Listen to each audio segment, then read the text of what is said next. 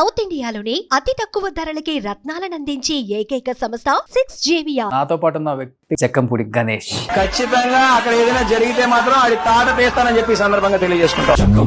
చక్కంపూడి గణేష్ అన్న. Love marriage Ganesh గారు? Love marriage అన్న. ఎన్ని ఇయర్స్ ప్రేమ? 7-8 years లవ్ చేసుకున్నాం. సో మిమ్మల్ని పూర్తిగా అర్థం చేసుకున్న తర్వాతే దిగారు. ఇంకైతే తన్ను అడిగితే చెప్తా. జక్కంపూడి గణేష్ అంటే డబ్బుందన్న అహంకారం, హెడ్ వెయిట్ గణేష్ కు చాలా ఎక్కువగా ఉన్నాయి అనుకునే వాళ్ళకి ఏం చెప్తారు ఆన్సర్? మీరు చెప్పింది ఏ సందర్భం ఏంటో నాకు అన్ని గుర్తొచ్చినాయి. హలో, చెప్పన్నా అన్నయ్య రాని యాదవ. ఒక రౌడీ షీటర్తో మాట్లాడుతూ ఉన్నప్పుడు నాకు అంతకన్నా గొప్పగా మాట్లాడటం రాదు. ఒకప్పుడు మీ పార్టీకి కేవలం టీడీపీ మాత్రమే శత్రువు, కానీ ఇప్పుడు దానికి 2 జెండాలు యాడ్ అయిపోయినాయి కదా. తట్టుకునే శక్తి ఉందా జగన్మోహన్ రెడ్డికి ఇప్పుడు? అసలుకి ఇండివిజువల్ గా వస్తే నిజంగా ఎవరో కూడా జగన్మోహన్ రెడ్డి ముందు తన శక్తి ముందు ఢీకొట్టేంత పరిస్థితులు ఉంటాయని నేను అనుకోవట్లా. మరి ఇదే లోకేష్ గారు సాక్షాత్ జనసేన అధ్యక్షుడే లోకేష్ నువ్వు నా తల్లిని తిట్టించావు, నిన్ను ఊరుకోను అని అన్నాడా లేదా? లోకేష్ గారికి ఇదే చెప్తున్నాను, మీరు నా తల్లిని దూషించారు. తెలుగుదేశం పార్టీని, లోకేష్ గారిని క్షమించను, మర్చిపోకండి. కాపు కులం కేవలం ఆయన తిట్టారన్న ఆ కోపంతో ఈసారి ఎట్లయినా కానీ మన ఉనికి చాటుకోవాలన్న ఉద్దేశంతో ఓట్లేసారంటారా? 200%. అందులో ఎటువంటి సందేహం. పవన్ కళ్యాణ్ గారిని వ్యక్తిగతంగా దూషించడం, వారి ఇంట్లో ఆడపిల్లలను కూడా తిట్టడం డైజెస్ట్ చేసుకోలేపారు. ఎప్పుడు రియలైజ్ అయ్యారు ఇది ఓడిపోయాక? జగన్మోహన్ రెడ్డి ఒక 5-6 లీడర్ని కంట్రోల్ చేసుకోలేకపోయారా? ఒక రోజా కావచ్చు, అనిల్ యాదవ్ కావచ్చు, నాని కావచ్చు. ఒకవేళ చేసినా కానీ వీళ్ళు లెక్క చేయలేదా? భయం వేయట్లేదా? 1 by 1 అలా ఊసలు లెక్క పెడుతూ ఉన్నారు. ఇదంతా ఆటలో సహజం ఉన్నాయి. ఇంకా ఈ అధినాయకుడు కూడా ప్రిపేర్ అయ్యి ఉన్నారా? నెక్స్ట్ ఆయనే అని కూడా వస్తుంది కదా ఒక వార్త ఇప్పుడు. గణేష్ మీద గాంజాయి batch, blade batch, rowdy sheeter, భయపెడతాడు. అలాగే నా గురించి మా పార్టీ వాళ్ళే కొంచెం ప్రమోట్ చేసేటప్పటికి ఏమని పిలుస్తారు మార్గాన్ భరత్? మీరు అన్న అంటారా, లేకపోతే పేరుతో భరత్ అంటారా? ఎట్లా మీ ఇద్దరి మధ్య ఎలా ఉంటారు అసలుకి? ఈ భరత్ అనేటటువంటి వ్యక్తి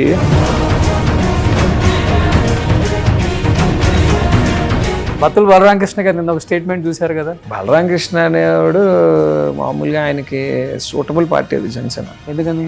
యాక్టింగ్ లో కళ్యాణ్ గారు సరిపోరు, అంత అత్యద్భుతంగా యాక్ట్ చేస్తాడు. మీ స్కూల్ నుంచి వచ్చినవాడే కదా, అందుకే అంత పక్కగా చెప్తున్నాను యాక్టింగ్ బాగా వచ్చినాయి. మరి అప్పుడు మీకు కూడా వచ్చినట్టే కదా చెప్పుకోవచ్చా? ఇప్పుడు మోస్ట్ అంటే మాస్ ఫాలోయింగ్ ఉన్న వ్యక్తుల్లో ఒకటి జగన్మోహన్ రెడ్డి, 2 బైరెడ్డి సిద్ధార్థ రెడ్డి, 3 జక్కంపూడి గణేష్ అని చెప్పుకోవచ్చు. ఫస్ట్ థింగ్ జగన్మోహన్ రెడ్డి మా లీడర్. సెకండ్ మీరన్న బైరెడ్డి సిద్ధార్థ రెడ్డి అంటే వ్యక్తిగతంగా నాకు చాలా చాలా ఇష్టం. సిద్ధార్థ రెడ్డి ఖచ్చితంగా నాకన్నా చాలా ఎక్కువ క్రేజ్ ఉన్నాడు, చాలా ఫాలోయింగ్ ఉన్నాడు. మీ పెళ్లిలో మినిమం ఎమ్మెల్యే మీకు బుక్ ఇవ్వడానికి 1 గంట పట్టింది, మినిస్టర్కి కూడా 1/2 hour పట్టింది. ఆ రేంజ్ లో ఆ జనం ఉన్నారు ఆ రోజు. అంటే మేము ఇది అని చూపించుకునే ప్రయత్నమా, లేకపోతే వాస్తవంగా కూడా ఆర్థికంగా మేమే అంత బలవంతులు ఏం కాదన్నా. నాన్న మంత్రి అయ్యేంత వరకు కూడా కనీసం ఆస్తులు కూడా లేనటువంటి పరిస్థితి మాది.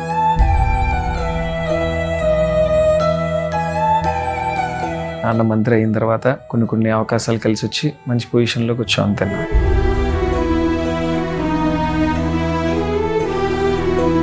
చిన్నప్పుడు ఎప్పుడు కష్టపడలేదన్న. చిన్నప్పుడు అంతా మనం చాలా హ్యాపీగానే బతికాం. నాన్నగారు చనిపోయిన తర్వాత కష్టాలు మొదలైనవి అంతే. ఈ situation very bad in my life, బయట కూడా అనుకుంటున్నారు దీని గురించి అని మీ చెవుని పడి మీరు చాలా ఎనీ 1 incident? జగన్ అన్న పాదయాత్ర ఏదైతే చేశాడో అందులో అంత చారిత్రాత్మకమైనటువంటి ఘట్టంలో ఆ రోజు నాన్న చేసినటువంటి పాదయాత్ర కోసం ఏమన్నా మాట్లాడతారేమో అని ఎదురు చూశాను నేను. ఎవరు రాసిచ్చారో తెలియదన్నా, వడ్డీ వీరభద్రరావు గారి కోసం రాసిచ్చారు. ఆ రోజు మాత్రం నేను చాలా బాధపడ్డాను.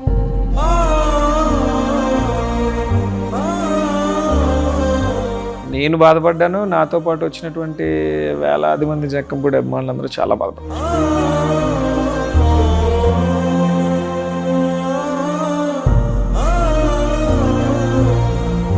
Hi hello welcome to Suman TV. నేను మీ రోషన్. సో ప్రస్తుతం నాతో పాటు ఉన్న వ్యక్తి గురించి చెప్పాలి అంటే ఆంధ్రప్రదేశ్ రాష్ట్ర రాజకీయాలలో కీలకమైన పదవులు పోషించినప్పటికీ కూడా ఇద్దరు పేర్లు అయితే గట్టిగా వినిపించాయి. సెల్ ఫోన్ ఉన్న ప్రతి వ్యక్తికి కూడా చాలా దగ్గర పరిచయం ఉన్న వ్యక్తులు అనమాట. ఒకటి బైరెడ్డి సిద్ధార్థ రెడ్డి, ఇంకొకటి జక్కంపూడి గణేష్. సో ప్రజెంట్ నాతో పాటు ఉన్నారు జక్కంపూడి గణేష్ గారు. సో గణేష్ గారు నమస్తే. ఆంధ్రప్రదేశ్లో కీలకంగా ఇద్దరు పేర్లు వినిపించాయి అన్న. ఒకటి బైరెడ్డి సిద్ధార్థ రెడ్డి, ఇంకొకటి జక్కంపూడి గణేష్. ఈ మధ్య ఇంకా బాగా వైరల్ అవుతున్నారు ఇన్ ద సెన్స్ ఏదో చేయాలని తపనైతే కనిపిస్తుంది డెఫినెట్గా. సో ఫైర్ అయితే ఉంది. నెక్స్ట్ ఎలక్షన్స్లో గట్టిగా కొట్టబోతాడేమో, కొట్టే అవకాశం కూడా ఉందేమో అనే మాటలు పూర్తిగా వినిపించాయి.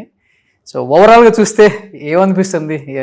ఆల్మోస్ట్ 11 సీట్లకు పరిమితమైన వైసీపీని గడ్డు కాలంలో నుంచి ఇప్పుడు బయట పడేయాలి అంటే అది కేవలం యువత వల్లే అవుతుంది. యువతకి నేను అండగా ఉంటాను, యువతే ఈ పార్టీని ముందుకు తీసుకెళ్ళాలనే ఒక ఇది కూడా మొన్న జగన్ గారు క్లియర్గా మాట్లాడారు మొన్న ఒక మీటింగ్లో కూడా. సో ఏంటి ఇప్పుడు ఏం ప్లాన్స్ చేస్తున్నారు ఏంటి అసలుకి? ఖచ్చితంగా గతంలో జరిగినటువంటి చిన్న చిన్న తప్పిదాల వల్ల మాత్రమే మేము అధికారం కోల్పోవడం జరిగింది. కానీ జగన్మోహన్ రెడ్డి గారి పరిపాలన మీద కానీ, జగన్మోహన్ రెడ్డి గారి మీద ఉన్నటువంటి ఒక నమ్మకం కానీ ప్రజల్లో ఏమీ సన్నగలలేదన్న. చాలా సందర్భాల్లో చెప్పడం జరిగింది. ప్రజలు కొంచెం ఎమోషనల్గా వెళ్ళారు. ఎమోషనల్ అంటే దేని పరంగా? మాట్లాడినటువంటి మాటలు కొంతమందికి నచ్చలా. ఓకే. చేసినటువంటి అవమానాలని చాలా మనసు లోతులోకి తీసుకుని వెళ్ళిపోయారు.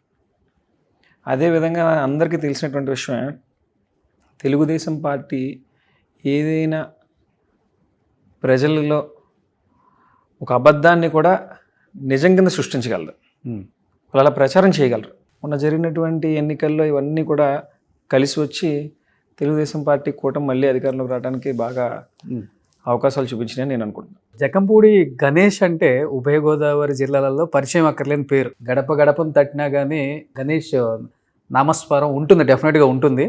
బట్ కొంతమంది మీరు తెలియని వాళ్ళు, లేకపోతే మీ గురించి మీ ఫ్యామిలీ గురించి తెలియని వాళ్ళు, ఇప్పుడు డిజిటల్ ప్రపంచం చాలా ఉధృతంగా వచ్చేసింది కాబట్టి చూసిన ప్రతి వాళ్ళు అనుకుంటారు సో రాజకీయ చరిత్ర ఉన్న ఒక కుటుంబం, డబ్బుందన్న అహంకారం, హెడ్ వెయిట్ గణేష్కు చాలా ఎక్కువగా ఉన్నాయి అనుకునే వాళ్ళకి ఏం చెప్తారు ఆన్సర్? ఫస్ట్ ఆన్సర్ అక్కర్లేదు, ఉభయ గోదావరి జిల్లాలకు అందరికీ తెలుసు కాబట్టి. మీరు అన్నట్టుగా మొదటి దానికి సమాధానం చెప్పనవసరం నిజంగా కూడా లేదు. ఎందుకంటే జక్కంపూడి రామ్మోహన్ రావు గారి కొడుకుగా నాకు ఒక గుర్తింపు ఉంటుంది ఖచ్చితంగా. ఇంకా మీరు అన్నట్టుగా హెడ్ వెయిట్ ఇవన్నీ కూడా నేనైతే వినలేదన్నా. మరి ఏదైనా సమస్య వచ్చినప్పుడైతే మాత్రం ఖచ్చితంగా మనం ఒకరి తరపున నిలబడే సందర్భంలో కొంచెం మనం దూకుడు ప్రదర్శిస్తాం. అక్కడ అవసరాన్ని బట్టి మనం ఇంకొంచెం స్పీడ్ని పెంచి గట్టిగా నిలబడటము, గట్టిగా ఇంకా అవతల వాడు కూడా గొడవకి వస్తున్నప్పుడు మనం ఏదో పౌరాలు పట్టుకొని తిరగలేం కదా, మనం కూడా అదే స్టైల్లో ముందుకు వెళ్తాం. ఓకే. అలాగా కొంచెం మందికి నచ్చుతాం, కొంతమందికి నచ్చం. ఆబ్వియస్గా ఆ నచ్చిన వాళ్ళు మనం చేసేటటువంటి చెడు ప్రచారాల్లో అదన్నా ఒక భాగం అయి ఉండొచ్చు అంతే. ఓకే. ఒక భాగం అంటే కొన్ని ఫోన్ కాల్స్ మీరు మాట్లాడినవి మీకు తెలుసు. ఇవాళ రేపు ఏది మాట్లాడినా కానీ మనకన్నా ముందు ప్రజల్లోకి వెళ్తుంది. ఇది కొన్ని కోట్ల మంది వింటారు, దీన్ని చూస్తారు. మన వ్యక్తిగత జీవితం, మన క్యారెక్టర్ని కూడా వాళ్ళు అన్ని క్యాలిక్యులేట్ చేస్తారని తెలిసి మాట్లాడతారా, లేకపోతే ఏదైతే ఏదైందిలే చివరికి చూసుకుందాం అన్న? ఒక చదువుకున్నటువంటి వ్యక్తితో మాట్లాడేటప్పుడు ఆ విధంగా మాట్లాడతాం. పెద్ద మనుషులతో మాట్లాడుతున్నప్పుడు మర్యాద ఇచ్చి మాట్లాడతాం. ఓకే. ఒక రౌడీ షీటర్తో మాట్లాడుతూ ఉన్నప్పుడు నాకు అంతకన్నా గొప్పగా మాట్లాడటం రాదన్నా. మీరు చెప్పింది ఏ సందర్భం ఏంటో నాకు అన్నీ గుర్తొచ్చినాయి. ఓకే. మా పార్టీ కాదు, ఏదో పార్టీ నుంచి వచ్చాడు, తన బతుకు తెరుగు కోసం మా పార్టీలో ఏదో వాడుతున్నాడు, తనని ఎంకరేజ్ చేస్తున్నటువంటి కొన్ని శక్తులు నాకు నచ్చక ఆ విధంగా మాట్లాడటం జరిగింది. రియలైజ్ అవుతారండి ఏదన్నా మాట్లాడిన తర్వాత? ఎందుకంటే కోపం ఎక్కువ ఉన్న వాళ్ళకి ప్రేమ కూడా ఎక్కువే ఉంటుంది ఎక్కడైనా కానీ, దానికి తావు ఉండదు. అది చూస్తూనే ఉన్నాం ఇప్పుడు రాజకీయాలలో. సర్వసహజం అన్న, ఏదైనా ఎక్స్పీరియన్స్ నేర్పిస్తుంది. ఒక్కొక్కసారి తొందరపాటులో తప్పులు చేయడానికి ఆస్కారం లేకుండా పోదు. ఓకే. నేను మామూలు మనిషినే, తప్పులు చేయొచ్చు, ఒప్పులు చేయొచ్చు, కానీ నాకు తెలిసి ఉండగా నా మనసు ఏం చెప్తే అట్టే వెళ్తా. ఖచ్చితంగా నాకు ఇది న్యాయం అనిపించిన వైపు మాత్రం గట్టిగా నిలబడటానికి ప్రయత్నిస్తా. ఓకే. మీరు అన్నట్టుగా నాకున్న మైనస్లో ఫస్ట్ మైనస్ ఏంటంటే నేను అదే చాలాసార్లు గమనించింది, శత్రువు మీద కూడా కోపం చాలా త్వరగా తగ్గిపోతుంటుంది. ఓకే. ఆడు ఆ రోజే శత్రువులా కనపడతాడు నాకు. తర్వాత నాకు ఆ మనిషి మీద పెద్దగా ధ్యాస ఎక్కువ ఉండదు. కానీ ఆ కోపం వచ్చిన టైంలో ఏదో ఒకటి చేసేయాలన్న ఆలోచన అయితే వస్తుందా? ఏదో ఒకటి చేయాలంటే ఏముంటుందన్న, పాయింట్ వైజే మాట్లాడతాం అంతే. తను చేసే విధానం బట్టి మనం చేస్తాం. వాళ్ళు అండి అంటే మనం అండి అంటాం, వాళ్ళు ఒరే అంటే మనం ఒరే అనాలి కదా, తప్పదు. మరి ఏం చేస్తాం? ఓకే. కర్రే సమాధానం. వాళ్ళు మన మీద కత్తులు పట్టుకుని వస్తుంటే మనం కానీ ప్రపంచ శాంతిని కోరుకుంటూ అటు ఇటు 2 పౌరాలు పట్టుకుని తిరగలేం కదా. ఇది అంతే. ఎక్కడ నేర్చుకున్నారు ఈ రాజకీయం? అంటే ఒకప్పుడు మీ నాన్నగారు ఉన్న టైంలో, జగన్మోహన్ రామ్మోహన్ గారు ఉన్న టైంలో రాజకీయాలు ఎలా ఉండేయంటే శత్రువులు అంటే అధికార పక్షం ప్రతిపక్షం ఇద్దరు కూడా చాలా ఫ్రెండ్లీగా ఉంటారు. అసెంబ్లీలో కావచ్చు, బయట కావచ్చు, వాళ్ళ ఫంక్షన్స్కి వీళ్ళు వెళ్తారు, వీళ్ళ ఫంక్షన్స్కి వాళ్ళు వస్తారు. పిల్లల మధ్య కూడా మంచి రిలేషన్ ఉండేది. కానీ ఇప్పుడు రాజకీయం ఎలా అయిపోయిందంటే దూకుడు అంటేనే రాజకీయం చేయాలి, దాడికి ఎదురుదాడి చేస్తేనే రాజకీయాల్లో ఉండాలి, లేకపోతే అవసరం లేదు అనేది క్లియర్గా అర్థమైపోయింది తెలంగాణ కానీ ఆంధ్ర కానీ. అలాంటి వాళ్ళే ఈరోజు ఉన్నతమైన పదవుల్లో ఉన్నారు కూడా. దాన్ని ఫాలో అవుతున్నారా? ఆ ట్రెండ్ ఫాలో అవుతేనే మనం కూడా సక్సెస్ అవుతామని ఫాలో అవుతున్నారా, లేకపోతే మీ అంతటి మీకే? నేను మీరు చెప్పిన దాంట్లో గమనించింది అయితే ఒకటి ఏంటంటే అన్న, నా తండ్రి టైం నుంచి నాకు తెలిసినప్పటి నుంచి నేను గమనించిన రాజకీయాల్లో భాగం ఏంటంటే, ఓకే, అప్పటికి ఇప్పటికీ పెద్ద డిఫరెన్స్ ఏం లేదు. అప్పుడు తెలుగుదేశం పార్టీ వాళ్ళు, కాంగ్రెస్ పార్టీ వాళ్ళు ఎంత తిట్టుకున్నా ఏం చేసినా పర్సనల్గా వచ్చేటప్పటికి ఎంతో కొంతమందికి స్నేహభావాలు అవి కూడా ఉండేవి. వ్యక్తిగతంగా వచ్చేటప్పటికి మనిషి కోసం నిజమే మాట్లాడేవారు. అవును. ఇప్పుడు కూడా అవన్నీ కొనసాగట్లేదని ఏం లేదు, కొనసాగుతూ ఉంది. కానీ అప్పటికి ఇప్పటికి ఉన్న మేజర్ డిఫరెన్స్ ఏంటంటే ఫైనాన్షియల్గా పాలిటిక్స్ మారిపోవటం అనేది దురదృష్టకరం. ఆ రోజు నిజంగా నాయకుడు చేసినటువంటి మంచిని చూసి గమనించి మాత్రమే ఓటు వేసేవారు ఓకే ప్రజలు. కానీ ఈరోజు నిజంగా ఓపెన్గా మాట్లాడుకోవాలంటే, అంటే మీరు ఇందాక యువత కోసం కూడా మాట్లాడారు కాబట్టి చెప్తా ఉన్నా, ఈరోజు నిజంగా యువతరందరూ కూడా నడుం బిగించి రాజకీయాల వైపు ఎందుకు చూడాలి అంటే, ఎలక్షన్ వస్తూ ఉంటే ప్రజలు ఓటుకు సంబంధించి ఏదో ఒకటి ఆశిస్తూ ఉన్నారు. ప్రజాస్వామ్యానికే అర్థం లేకుండా వెళ్ళిపోతుంది ఇది. ఈ రకమైనటువంటి వ్యవస్థ అయితే ఖచ్చితంగా మారాలి. ఓకే. ఇంకా మిగిలింది అంటారా, అప్పుడైనా ఇప్పుడైనా ఖచ్చితంగా 100% తెలుగుదేశం పార్టీ కాంగ్రెస్ పార్టీలో శత్రుత్వాలు ఉండేవి, మిత్రుత్వాలు ఉండేవి. ఈ రోజున ఖచ్చితంగా తెలుగుదేశం పార్టీకి వైసీపీలో ఉన్న వారికి కూడా శత్రుత్వాలు ఉంటున్నాయి, మిత్రుత్వాలు ఉంటున్నాయి. కానీ ఒకటి చెప్పేది ఏంటంటే, ఎవరైనా నిజాయితీ ఉన్నటువంటి కార్యకర్త ఎవరికైనా సరే వాళ్ళ నాయకుడే ఫస్ట్ ఎజెండా అవుతాడు. ఓకే. తెలుగుదేశం పార్టీ జెండా పట్టుకున్నటువంటి ప్రతి ఒక్కరికి కూడా ఎన్టీఆర్ గారు, చంద్రబాబు నాయుడు వాళ్ళకి ప్రయారిటీ. అలాగే కాంగ్రెస్ పార్టీ జెండా పట్టుకుని ఇప్పుడు వైసీపీ జెండా పట్టుకున్న వాళ్ళు ఎవరైనా సరే మాకు రాజశేఖర రెడ్డి గారు, జగన్మోహన్ రెడ్డి గారు. ఓకే, అంతే కదా. సో ఒకప్పుడు మీ పార్టీకి కేవలం టీడీపీ మాత్రమే శత్రువు, కానీ ఇప్పుడు దానికి 2 జెండాలు యాడ్ అయిపోయినాయి కదా, జనసేన బీజేపీ కూడా. సో ముగ్గురు తట్టుకునే శక్తి ఉందా జగన్మోహన్ రెడ్డికి? ఇప్పుడు అసలుకి భయపడుతున్నారా? అసలు ఏంటి? ప్రత్యేకమైనటువంటి ఆంధ్ర రాష్ట్రంలో కుల సమీకరణలే మేజర్గా మారిపోయిందన్న. ఇందులో భాగంగానే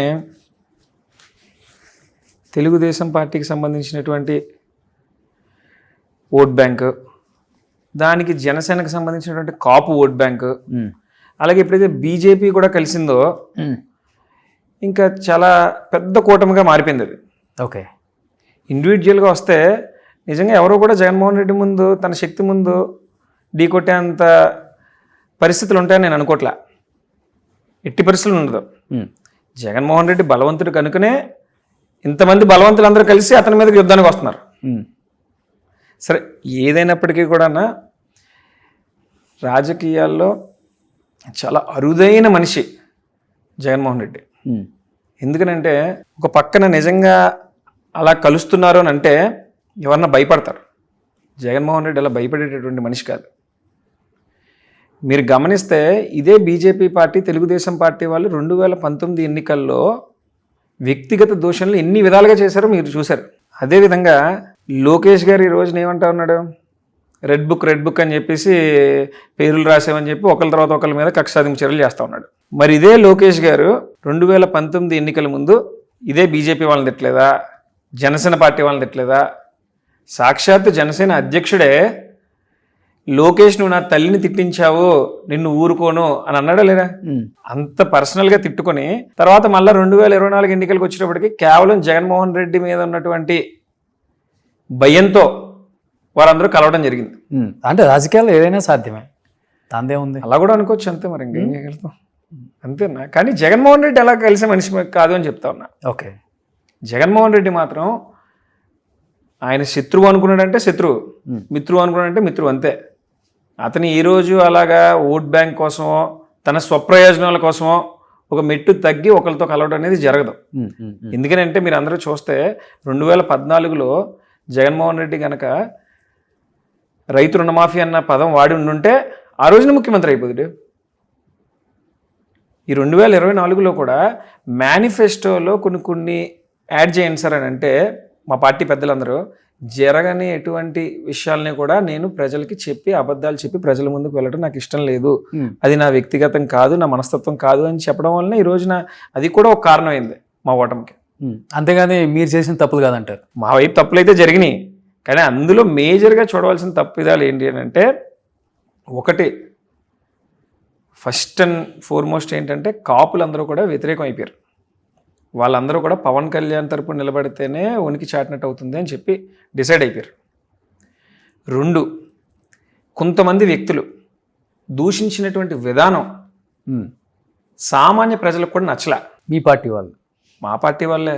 పేర్లు చెప్పొచ్చా? పేర్లు ఎందుకు లేదన్నా, ఇంకా చాలా మీ అన్నగారు ఎక్స్ట్రా కదా, ఇంకో 20 సంవత్సరాలు రాజకీయాలు ఉండాల్సిన వాడిని వాళ్ళు. దాందే ఉంది. మీ అన్నగారు ఎలక్షన్స్ అయిపోయిన తర్వాత ఫస్ట్ ఇంటర్వ్యూ ఇచ్చిన వ్యక్తుల్లో మీ అన్నగారు. ఆయన అధికారి, పార్టీకి సంబంధించిన మనిషి కాదు కదా, అధికారి. అతను రిటైర్ అయ్యాక ఆయన పని ఆయన చూసుకుంటాడు, వీళ్ళు అలా కాదు కదా. ధనంజయ రెడ్డి కోసం మినిస్టర్లు కూడా గంట వెయిట్ చేయాలి. జరిగిన వాస్తవాలే కదన్నా చెప్పాడు. తర్వాత రాజా మాట్లాడిన తర్వాత కూడా మన కేతిరెడ్డి అన్న ఒక 3-4 ఎమ్మెల్యేలు కూడా అదే జరిగింది, ఇది వాస్తవాన్ని ఒప్పుకున్నారు కదా. అంటే మీ అన్న ఊపిరి ఇచ్చారు అందరికి, ఇది ఇట్లా మాట్లాడవచ్చు, మనం తప్పు లేదు, మన తప్పులు మనమే తవ్వుకోవచ్చు. నేను నచ్చిన వాళ్ళకి నా మాటలు నచ్చచ్చు, ఎవరికైతే మేము శత్రుత్వంగా ఉంటామో వాళ్ళకి నేను ఏం చెప్పినా నచ్చదు ఎలాగో. కానీ నా మనసుకు నచ్చింది, నేను ఖచ్చితంగా ఇది వాస్తవాన్ని నమ్మింది మాత్రం మీకు చెప్తా ఉన్నా. ఓకే, 2009లో రాజా ఎమ్మెల్యే అయిన తరువాత రాజానగరం నియోజకవర్గ పరిస్థితి ఏంటి, దాని ముందు రాజానగరం నియోజకవర్గం పరిస్థితి ఏంటో ఒకసారి మీరే వెళ్ళి చూడండి, తెలుస్తుంది. ప్రతి ఊరిలో కూడా అభివృద్ధి విషయంలో కానీ, సంక్షేమం విషయంలో కానీ, అదేవిధంగా పర్సనల్గా ఎవరికైనా సాయం చేయాలన్నా, లేదంటే హెల్త్ విషయంలో కానివ్వండి, ఈవెన్ ఇదే తెలుగుదేశం పార్టీ, జనసేన పార్టీ వాళ్ళు కూడా ఎంతోమంది మన గడప తొక్కితే వారికి సాయం చేసి పంపించడం జరిగింది. Main drinking water. నిండు మనస్సుతో ఇంకో 20 సంవత్సరాలు ఈ నియోజకవర్గంలో నేను ఎమ్మెల్యేగా కొనసాగాలి అని చెప్పి నిజాయితీగా, నిస్వార్థంగా, ఒక నిబద్ధతతో పనిచేసినటువంటి వ్యక్తి జక్కంపూడి రాజా. అయితే వీళ్ళు నేను ఇందాక చెప్పినట్టుగా ఏదైతే అవమానించారో ఇవన్నీ కూడా ప్రజలు సహించలేకపోయేటప్పటికీ వారు చేసినటువంటి తప్పిదాల్లో మాలాంటి వాళ్ళం కూడా అందరం కూడా ఒక విక్టిమ్స్గా మారిపోవాల్సి. ఎక్స్పెక్ట్ చేయలేదు కదా ఎవరు కూడా. మరి నాకు తెలిసినంత వరకు ఇంకా ఫ్యూచర్లో అంటే అతిపెద్ద ప్రాంతీయ పార్టీలుగా చెప్పుకునే టీడీపీ కావచ్చు, లేకపోతే వైసీపీ కావచ్చు, ఇన్ ఫ్యూచర్ జనసేన కూడా అవ్వచ్చు, అయింది కూడా ఆల్రెడీ. 11 సీట్లకి పరిమితం అయ్యే అవకాశం అది చరిత్రలో కేవలం వైసీపీకి మాత్రమే అలా నిలిచిపోయిద్దేమో. పక్కనే ఉన్న మన తమిళనాడు చూస్తే ఒకసారి వీళ్ళకి 8 స్థానాలు వస్తే మిగిలిన స్థానాలన్నీ అవతల వాళ్ళకి వస్తున్నాయి. మళ్ళీ తర్వాత ఎన్నికలు వస్తే వీళ్ళకి 200 స్థానాలు వస్తే వీళ్ళకి 10 స్థానాలు వస్తున్నాయి. తమిళనాడు రాజకీయం ఇక్కడ అబ్బింది అనుకోవచ్చు కదా మనం, అంతేనా? అదే ఇక్కడికి వచ్చింది అనుకోవచ్చు కదా. ఏముంది, 151 స్థానాలు వచ్చినప్పుడు దేశ చరిత్రలో ఎప్పుడు లేదు, జగన్మోహన్ రెడ్డికే అత్యంత భారీ మెజారిటీలతో కైవసం చేసుకునే అధికారాన్ని అని అన్నారు. 2024 వచ్చేటప్పటికి మేము 11 స్థానాలకు పడిపోయాం. అదే కొంచెం భయం ఉంటుంది కదా, భయం ఉంటుంది, బాధని ఎన్ని పక్కన పెడితే భయం ఉంటుంది కదా అసలు. అమ్మో ఇంక ఉనికి చాటుకోలేమేమో వీళ్ళ కూటమితో మళ్ళీ రేపు 2029 చేసే పరిస్థితి కూడా. ఈ రోజున అలా అనుకునేటట్టయితే నాకు తెలుసుండగా మీరు బాగా రికార్డ్స్ టీవీలో కానీ వీడియోలు కానీ ఏదైనా చూసుకోండి. 2019 ఎన్నికలు అయిన తర్వాత మళ్ళా మా రాజమండ్రిలో బహుశా 2022లోనో ఎప్పుడో 3 సంవత్సరాల తర్వాత తెలుగుదేశం పార్టీ వాళ్ళు మహానాడు కండక్ట్ చేసేందుకు కూడా ఒక్క తెలుగుదేశం పార్టీ కార్యకర్త రోడ్డు మీద రాలా. కానీ ఈ రోజున 11 స్థానాలని చెప్తున్నటువంటి వ్యక్తులందరూ గమనించాల్సింది ఏంటంటే మేము ఓడిపోయినా ఎవరు పారిపోకుండా గట్టిగా నిలదొక్కుని ఈ సంవత్సరంలో దగ్గరగా నెలకొక కార్యక్రమం చొప్పున రోడ్డెక్కి పనిచేస్తూ ఉన్నారు వైసీపీ కార్యకర్తలు అందరూ. కేసులు పెడుతున్నారు, భయపెడుతున్నారు, బెదిరిస్తున్నారు. ఎవ్వరు ఒక్క అడుగు కూడా వెనక్కి వేయకుండా వచ్చి ముందు నుంచుంటున్నారు. అంటే ఒకటే చిన్న మాటనా, భయం వేయట్లేదా? అదే చెప్తానా.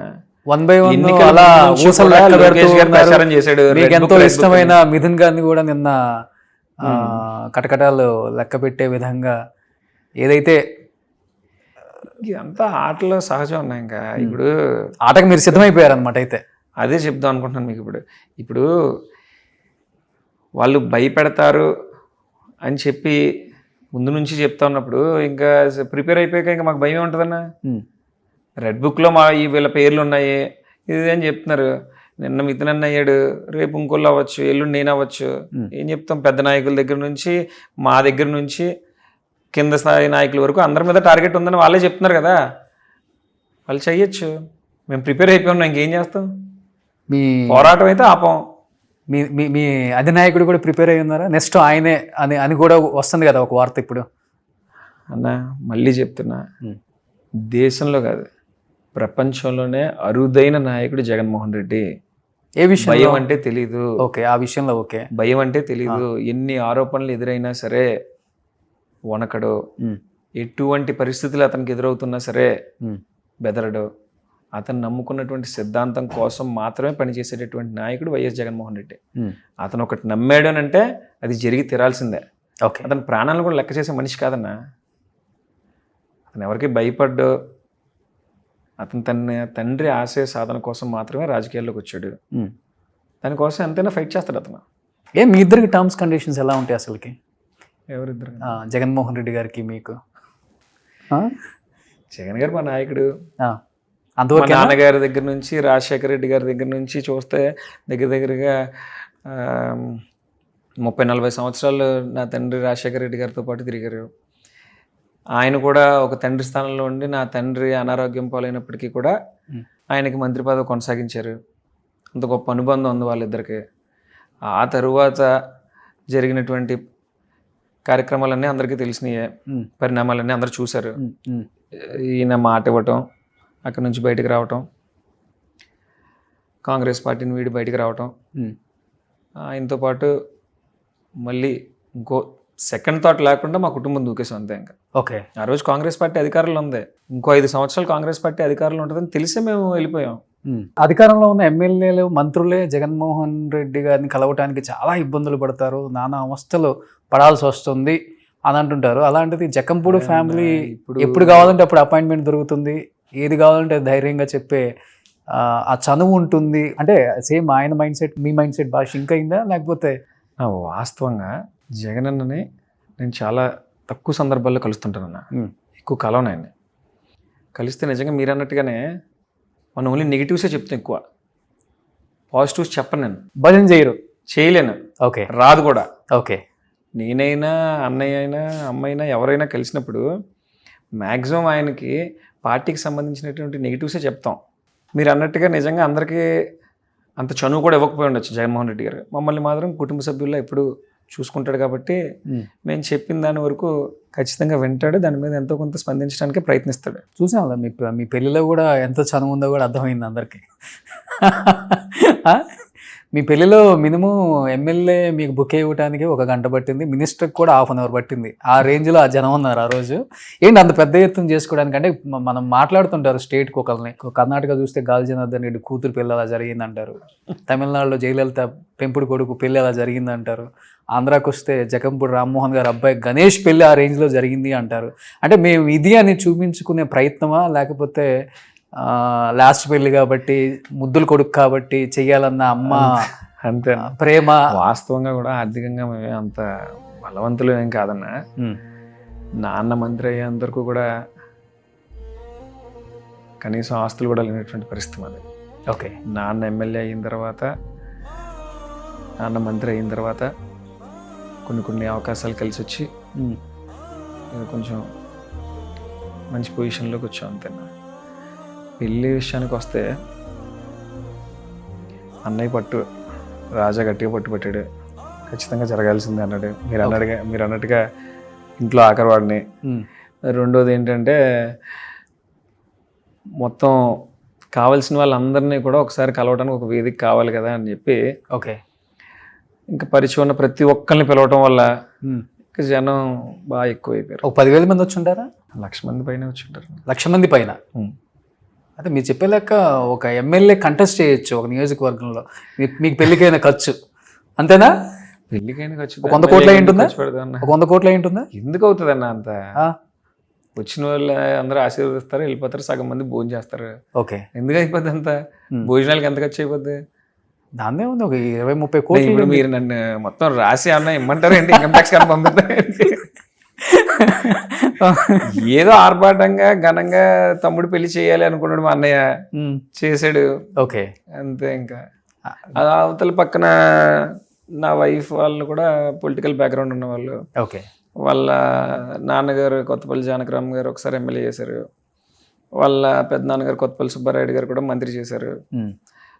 వాళ్ళు కూడా రాజకీయంగా బాగా బలవంతులు కాబట్టి ఆ జిల్లాలో ఆబ్వియస్గా వాళ్ళ జనం మా జనం అందరూ కలిస్తే కొంచెం గట్టిగా కనిపించింది అంతే. ఓకే. లవ్ మ్యారేజా గణేష్ గారు? లవ్ మ్యారేజ్ అన్న. Love marriage. ఎన్ని ఇయర్స్ ప్రేమ? 7-8 years లవ్ చేసుకున్నాం. 7-8 years. సో మిమ్మల్ని పూర్తిగా అర్థం చేసుకున్న తర్వాతే దిగారు ఇంకైతే. తను అడిగితే చెప్తా. తను పెద్దగా మాట్లాడరు కదా. తను డాక్టర్ అన్న, ఎన్ఆర్ఏ కాలేజ్లో. ఓకే. రేడియేషన్ ఆంకాలజీ చేస్తుంది. ఇప్పుడు ప్రాక్టీస్ చేస్తున్నారు. ఓకే. అసలు రాజకీయాలతో సంబంధం లేకుండా ఎందుకంటే వాళ్ళ ఫాదర్ ఎమ్మెల్యే చేశారు. వాళ్ళ ఇంట్లో కూడా అంతా రాజకీయవేత్తలే కాబట్టి రాజకీయం చిన్నప్పటి నుంచి చూసి పెరిగినమ్మయ్య. కాకపోతే నేనున్న ఫీల్డ్ వేరు, తనున్న ఫీల్డ్ వేరు అయితే. ఓకే. ఇప్పుడు ఈ రాజకీయాలలో అండ్ బిజినెస్లో అన్నదమ్ముళ్ళు కలిసి ఉండటం చాలా కష్టం. కలిసి ఉంటేనేమో రామలక్ష్మణ్లాగా ఉంటారు, కలిసి లేకపోతే ఇంకోలాగా ఉంటుంది. వాళ్ళు ఇచ్చే అంత కాంటెంట్ ఎవరెవరు అనమాట, అంత కాంటెంట్ ఇస్తారు ఏ ఫీల్డ్లో అయినా కానీ. చూస్తూనే ఉన్నాం. సో పేర్లు ఎందుకు. ఇంకా మీ విషయానికి వచ్చేసరికి రామలక్ష్మణ్లా ఉండటానికి మెయిన్ కారణం అన్న ఇచ్చిన చనువు, ప్రేమ అంటారా, లేకపోతే మీరు ఆయనకి ఇచ్చే గౌరవం అంటారా? అసలుకి రెండు అనుకోవచ్చున్నా. తనకి పెద్ద స్వార్థం ఉండదు. నేను పోటీ చేస్తానని అంటే కనుక నవ్వుతూ నా కోసం పనిచేయడానికి సిద్ధంగా ఉంటాడు. అన్నయ్యకి సీట్ వస్తా అంటే నేను పనిచేయడానికి సిద్ధంగా ఉంటాను. ఇంకా అలాంటప్పుడు మా ఇద్దరి మధ్యలో విభేదాలు ఎందుకు వస్తాయన్నా? ఓకే. పదవీ విభేదాలే మ్యాక్సిమం వస్తుంటాయి అందరికీ. నేను కంటెస్ట్ చేయాలంటే నేను కంటెస్ట్ చేయాలి, నేను కూడా వారసుడినే కదా ఆయనకి. కామన్ అది ఎక్కడైనా కానీ. బట్ మీ ఇద్దరికి రాలేదు ఇంతవరకు. నేను ఖచ్చితంగా చెప్తాను.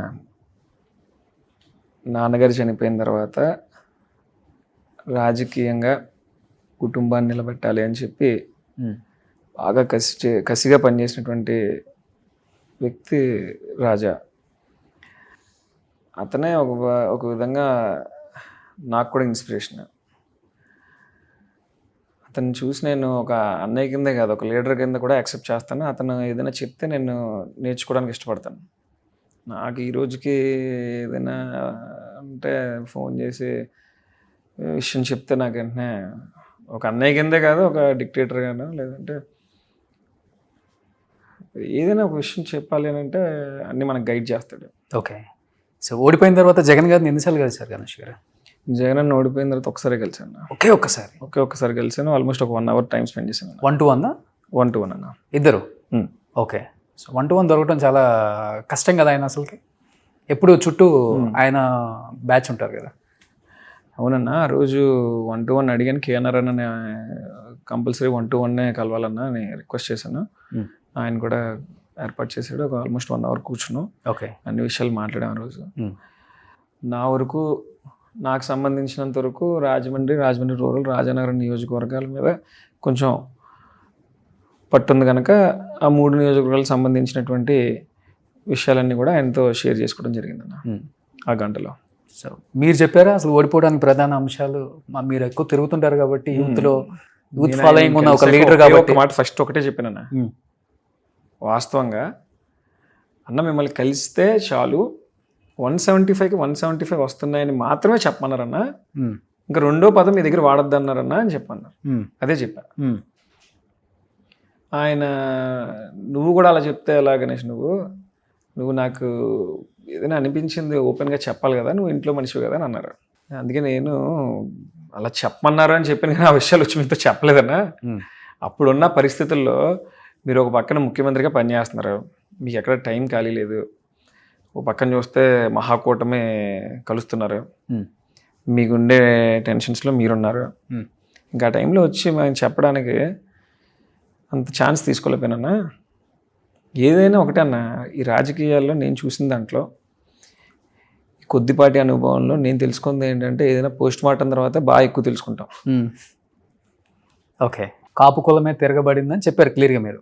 100% చెప్పాను. ఏం చెప్పారు దానికి ఆన్సర్ అయినా? జగన్ అన్న ఆలోచన ఎప్పుడు ఎలా ఉందంటేనా, గతంలో ఎప్పుడు ఇవ్వని విధంగా సంక్షేమ పథకాలని మనం ఇవ్వటం జరిగింది. డైరెక్ట్గా నేరుగా ఎటువంటి మధ్యతత్వం లేకుండా జనాలకి డబ్బు అందే విధంగా ఒక సిస్టమ్ తీసుకొచ్చాం. ఇంకా అలాంటప్పుడు ప్రజలు నన్ను నమ్మక ఇంకెవరు నమ్ముతారు అన్న ఆలోచనలో ఉన్నాడు. ఓకే. రెండోది, కోవిడ్ లాంటి విపత్తికరమైనటువంటి పరిస్థితుల్లో నాకు తెలుసుండగా యావత్ భారతదేశంలోనే కాదు మొత్తం ప్రపంచంలో ఆంధ్ర రాష్ట్రంలో అందించినటువంటి వైద్య సేవలు బహుశా ఇంకెక్కడ అందుండున్నా. ఓకే. ఒక కిట్ల విషయంలో కానీ, టెస్టింగ్ల విషయంలో కానివ్వండి, వాలంటీర్లు ఇంటికి వెళ్ళి మరి వాళ్ళ మీద తీసుకున్నటువంటి శ్రద్ధ కానివ్వండి, అది ఇంకెక్కడ జరగదు. అంత గొప్పగా వైద్య సేవలు అందించినా సరే మేము ఈ రోజున ఓటమికి తలదించుకోవాల్సి వచ్చింది. ఇవన్నీ ఏంటంటే జగన్ గారు చేసినటువంటి మంచి ఏదైతే ఉందో దాని మీదే దృష్టి పెట్టుకుంటాడు కదా. సహజంగా ముఖ్యమంత్రిగా ఉన్నప్పుడు నెక్స్ట్ ఏం జరగాలి, ఈ నెల అమ్మఒడి పడింది, నెక్స్ట్ నెల ఏం పడాలి, కాపు నేస్తం పడాలి, ఇంకో నెల ఇంకా ఆ మైండ్ సెట్లోనే ఆయన నాకు తెలిసి బహుశా 5 సంవత్సరాలు గడిపేసి ఉంటాడు ఆయన. మీరు ఒక మాట అన్నారు ఫస్ట్లో, కాపు కులం అనేది రాజ్యాధికారం చేపట్టకపోయినా రాజ్య స్థాపనకు మటుకు ఆ కులం అనేది చాలా పవర్ఫుల్ ఆంధ్రప్రదేశ్లో. కేవలం ఆయన తిట్టారన్న ఆ కోపంతో ఈసారి ఎట్లయినా కానీ మన ఉనికి చాటుకోవాలన్న ఉద్దేశంతో ఓట్లు వేసారంటారా? 200%. లేకపోతే 200%. అందులో ఎటువంటి సందేహం లేదు. అందులో ఎటువంటి సందేహం లేదన్న. ఎందుకంటే రాజకీయంగా దూషించడం వేరన్నా, వ్యక్తిగతంగా ఇంట్లో వాళ్ళని తిట్టడం అదిను జనరల్ పబ్లిక్ డైజెస్ట్ చేసుకోలేకపోయాను. ఈ రోజున ఒక మాట చెప్తున్నానా, మీరు అన్నది వాస్తవం.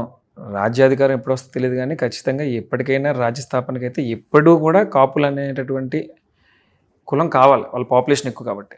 కానీ మా వరకు వచ్చేటప్పటికి ఎలా ఉంటుంది అంటేనా, ఈరోజు నేను ఇక్కడ కూర్చొని మాట్లాడగలుగుతా ఉన్నాను అంటే దానికి కారణం మొదటిది నేను జక్కంపూడి రామ్మోహన్ రావు కొడుకుని అవటం. రెండో బలమైనటువంటి కారణం నా దళిత స్నేహితులు. నాతో ఉన్నటువంటి స్నేహితులందరూ కూడా మ్యాక్సిమం దళితులు, వెనుకబడినటువంటి కులాలకు సంబంధించినటువంటి వ్యక్తులే. మేమేం కులాలు చూసుకొని స్నేహం మొదలెట్లేదు. మా స్నేహం మొదలైన తర్వాత మాకు తర్వాత తెలుసుకున్నాం అనమాట మేము ఏ కులం ఉన్నది. ఎందుకంటే చదువుకున్న వయసు నుంచి అందరం స్నేహితులం కనుక. ఫస్ట్ నుంచి క్యాస్ట్ ఫీలింగ్ లేదు మీకు? ఫస్ట్ నుంచి అసలు ఏం లేదన్న. ఓకే. స్టిల్ ఈ రోజుకి లేదు మనకి.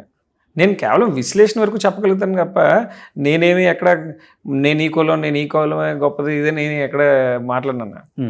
అంతవరకు వస్తే కనుక నేను ఎన్నో సందర్భాల్లో చెప్పాను, మళ్ళీ భవిష్యత్తులో అయినా నాకు బలం అవుతుందని కోరుకుంటానన్నా. నా తండ్రి 3 సార్లు ఎమ్మెల్యే అయ్యాడన్నా, మా అన్నయ్య ఎమ్మెల్యే అయ్యాడన్నా, మా అమ్మగారికి 2 సార్లు సీట్ వచ్చిందన్నా, పూర్తిగా మా వెనకాల నిలబడింది ఎస్సీ బీసీ కులస్తులే ఎక్కువ శాతం. అనేది ఏంటంటే అన్న, ఒక విశ్లేషణ నా మనసుకు అనిపించింది మాత్రమే చెప్తున్నా. కాపుల విషయంలో పార్టీ ఎక్కడో స్కిప్ అయ్యాం. మేము కాపు నేస్తం ఇస్తున్నాం కదా, కాపులు సాటిస్ఫై అయ్యారేమో అని అనుకున్నాం. వాస్తవానికి అది కాదు. వాస్తవానికి ఏంటంటే ఈ పవన్ కళ్యాణ్ గారిని వ్యక్తిగతంగా దూషించడం, వారి ఇంట్లో ఆడపిల్లలు కూడా తిట్టడం డైజెస్ట్ చేసుకోలేపారు. ఎప్పుడు రియలైజ్ అయ్యారు ఇది ఓడిపోయాక? వాస్తవం మాట్లాడినా అంటే తెర వెనక జరిగినవి కూడా ఇప్పుడు చెప్తాను నీకు. ఓకే. నేనైతే అప్పుడే రియలైజ్ అయినాను. 100% ఆ క్షణమే మేము మా నాయకులు చెప్పుకునే వాళ్ళం. ఇది ఎలాంటి పరిస్థితి అంటే అన్నది మాకు 2009 నుంచి 2014 వరకు గెలిచినటువంటి కాంగ్రెస్ పార్టీ ఎంపీలు ఎవరైతే ఉన్నారో ఆంధ్ర రాష్ట్రానికి సంబంధించి, అంటే ఉత్తరాంధ్రకి, రాయలసీమకి, మా గోదావరి జిల్లాకి సంబంధించినటువంటి ఎంపీలు ఎవరైతే ఉన్నారో అందరూ సోనియా గాంధీ గారి దగ్గర మొరాయించుకునేవారు. అసలు విడదీయద్దు రాష్ట్రాన్ని, విడదీస్తే ఖచ్చితంగా ఇక్కడ కాంగ్రెస్ పార్టీకి ఇంకా భవిష్యత్ అనేది ఉండదు, జీరో అయిపోతుంది ఇక్కడ అని చెప్పినా సరే ఇంకా ఆ రోజున ఆపలేని పరిస్థితి కదా. కాంగ్రెస్ పార్టీకి వ్యతిరేకంగా మాట్లాడారు ఆ పార్టీలో ఉంటూ, వాళ్ళు చేసే పోరాటం అంతా వాళ్ళు చేస్తూ ఉండేవారు. మాది అంతా అందరికీ చెప్తాం, మేము ఎప్పటికప్పుడు చెప్పేవాళ్ళం ఆ పవన్ కళ్యాణ్ గారిని ఏం అనకండి అంటే మీరు చెప్తే స్టేజ్ లో ఉన్నారు మీ లేదు నాయకులు. కాబట్టి ఎందుకంటే కదా ఈ రోజున నేను కాదు, అలాగే చాలా మంది చెప్పారు, నేను ఒక్కనే కాదు. ఇప్పుడు జగన్మోహన్ రెడ్డి షాడోని చూడటానికే ఎమ్మెల్యేలు మంత్రులు భయపడతారు అనేది బయటకు ఎప్పుడో వచ్చింది. అక్కడ జయలలిత, ఇక్కడ జగన్మోహన్ రెడ్డి అంట అనేది జనంలో బాగా నానిపోయింది. అలాంటిది జగన్మోహన్ రెడ్డి ఒక 5-6 లీడర్ని కంట్రోల్ చేసుకోలేకపోయారా? ఒక రోజా కావచ్చు, అనిల్ యాదవ్ కావచ్చు, నాని కావచ్చు, నేను ఈ పేర్లే వాడలేదన్నా. వీళ్ళని కంట్రోల్ చేసుకోలేకపోయారా? ఒకవేళ చేసినా కానీ వీళ్ళు లెక్క చేయలేదా? అదే అన్న, ఇప్పుడు ఎలా ఉంటుందంటన్నా, తెలుగుదేశం పార్టీ వాళ్ళు ఎప్పుడు కూడా ప్రమోషన్లో సక్సెస్ అవుతారు. ఏదైనా ప్రచారంలో వాళ్ళని మించిన వాళ్ళు ఎవరు ఉంటారు. వాళ్ళు మమ్మల్ని ఏమేమి తిట్టారో ఏ రోజు బయటికి రాలే, మాకు తెలిసేలా తిట్టారు, మా చుట్టుపక్కల ఉన్న వాళ్ళకి తెలిసేలా తిట్టారు, ఎంత పర్సనల్గా తిట్టాలో అన్నీ తిట్టారు. కానీ మేము మా పార్టీకి సంబంధించిన వాళ్ళు ఎవరైనా ఒకడు నోటి దురుసుగా మాట్లాడితే దాన్ని మాత్రం ప్రపంచం మొత్తం తెలిసేలాగా ప్రమోట్ చేశారు వాళ్ళు. వంశీ అయినా, కొడాలి నాని అయినా పదజాలం వాడే పదజాలం ఇది కాదు, ఇలా మాట్లాడకూడదు అని మీ అధినేత చెప్పుకునే దాంట్లో ఫెయిల్ అయ్యారన్నా, లేకపోతే చెప్పినా వినలేదు అసలు వీళ్ళు? ఏదైతే అయింది, మేము లేని పార్టీ లేదు, మాలాగా మాట్లాడేవాడు ఎవడున్నాడు ఈ పార్టీలో, తప్పులు చేయలేదన్నా, అది ఆ స్థాయికి వెళ్ళిపోలేదా వీళ్ళు? అదే అడుగుతున్నా. మరి వాళ్ళు చేసినప్పుడు వాళ్ళు ఏమైనా కంట్రోల్ చేయగలిగారా తెలుగుదేశం పార్టీ వాళ్ళు? జగన్మోహన్ రెడ్డి గారి మీద రోజు తిడుతున్నప్పుడు, జగన్మోహన్ రెడ్డి గారి వ్యక్తిగత జీవితం కోసం మాట్లాడినప్పుడు అప్పుడు మరి వాళ్ళు కంట్రోల్ చేయలేపారా? ఏ పార్టీలో అయినా ఒక నాయకుడు తన వరకు వచ్చేవి కొంత ఉంటాయి, తను ప్రతిఘటించేవి, తను తిట్టేవి, అవన్నీ కూడా 4 గోడల మధ్యలో జరుగుతాయి. అవి బయటికి రాలేదు మా కర్మకంతే. ఇప్పుడు వాళ్ళు తిట్టారని, ఇంకోటి ఏంటంటే ప్రజలు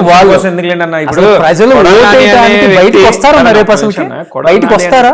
ఎవరు? ఇప్పుడు వాళ్ళు తిట్టారని మీరు తిట్టారని వాళ్ళు, కేసులు, అరెస్టులు, క్యాడర్ని ఇబ్బంది పెట్టడం, కార్యకర్తలను ఇబ్బంది పెట్టడం, రేపు అసలు జనం బయటకు వచ్చి ఓటేసే అవకాశం ఉందా? లేకపోతే మన ఈ కేజ్రీవాల్ లాగా ఇంకొక వ్యక్తి ఎవరైనా రావాలా ఆంధ్రప్రదేశ్? మంచి క్వశ్చన్ అడిగారు. ఇందులోనే విషయం ఏంటంటేనా, మీ అమ్మగారు కూడా ఒక మాట స్టేట్మెంట్ ఇచ్చారు, స్టార్ట్ అయినట్టుగా రెడ్ బుక్ రాశారు, మేము బుక్ రాస్తే మీరు రోడ్ల మీద కూడా తిరగలేదని విజయలక్ష్మి గారు కూడా మాట్లాడారు. అదన్నా ఇప్పుడు భయం వేస్తుంది ఆంధ్రప్రదేశ్. వయసు 69 సంవత్సరాలు, ఆవిడ సుదీర్ఘ రాజకీయ జీవితం అంతా కూడా వైఎస్ కుటుంబంతోనే నడిచింది.